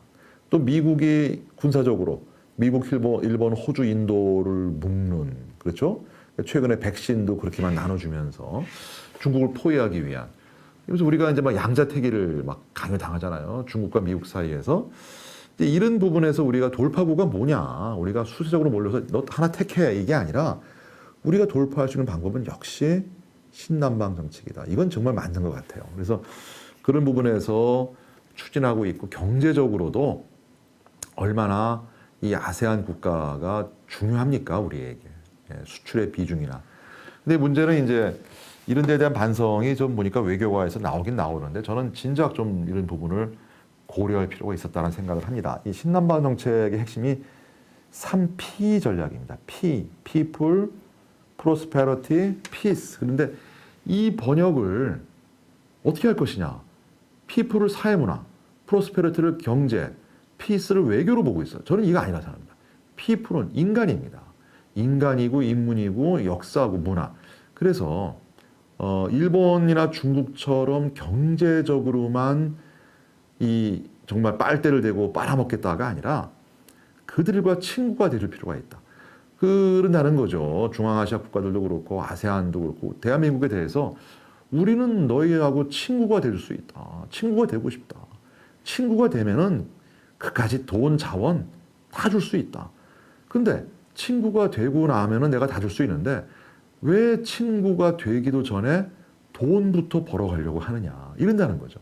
돈은 최종 목적이 될 수가 없죠. 그래서 그런 면에서 이제 우리 베트남과의 관계에서도 코로나 초기 확진 때 베트남이 어려운 상황에서 이제 우리한테 야박하게 했다고 해서 많은 우리 국내 사람들이 화내잖아요. 또 좀 이해할 필요가 있습니다. 지금 얼마나 지금 힘들어. 우리는 극복하잖아요. 베트남은 경제력으로 극복할 수가 없어요. 우리보다 훨씬 힘들어 하잖아요. 그래서 이제 베트남의 어떤 그 삼성 뭐 어떤 이런 경제적인 어떤 비중 문제, 한국에게 베트남은 4위, 베트남에게 한국은 교역 상대, 뭐 일본을 제치고 우리가 베트남의 최대 투자 국가가 되어 있는 양상 등등을 보았을 때 이건 뭐 3년 전의 통계이긴 하지만 이렇게 중요한 베트남, 이렇게 전략적으로 아니면 외교적으로 아니면 돈을 버는 데 중요한 베트남에 대해서 우리는 친구로 생각하느냐? 이건 뭐 좀 어려운 문제죠. 베트남전에 대한 뭐 문제부터 시작해서 결혼 이주민 문제 여러 가지 문제가 있죠. 하지만 분명한 것은 한국에 이주해 온 결혼 이주민 여성들의 국적이 중국과 베트남이 쌍벽을 이룬다. 중국보다 베트남이 더 많아지고 있다. 중국은 많은 숫자가 우리 동포들, 한족이 아닌 조선족이다. 그랬을 때 얼마나 우리가 베트남에 대해서 관심을 갖고 연구를 해야 되느냐. 그런데 불행히도 국내에서 베트남의 근현대사 연구하는 분들은 몇 분 계시지만 베트남의 중세, 베트남의 고대, 베트남의 고고학, 베트남의 미술사 이 부분은 제가 알기로는 제로입니다. 제로. 그건 베트남만이 아니라 동남아시아에 있는 그 10개 국가, 아세안 국가들에 대해서 언어나 정치 외교나 경제나 경영이나 현대사 이런 쪽 전공자들은 계세요. 하지만 그들을 정말로 이해하기 위한 문화인류학, 그렇죠? 민속, 그분들의 전통 문화 이런 데에 대한 연구자는 제가 알기로는 없습니다. 없다 보니까 저같이 한국사를 하는 사람이 이런 이야기를 하는 거죠. 저는 빨리 제가 이런 얘기에서 쫓겨나서 정말로 베트남의 이 고대사, 고고학, 미술사를 공부하는 분이 이야기를 해서 제가 발 붙이지 못하는 때가 오기를 바랍니다. 우리 고등학교 교과서에 동아시아사라는 부분이 있죠. 동아시아사는 동북아시아와 동남아시아 합친 역사가 돼야 돼요. 근데 우리 동아시아사는 여전히 한중일이고 베트남이 양념식으로 조금 끼어 들어가 있습니다.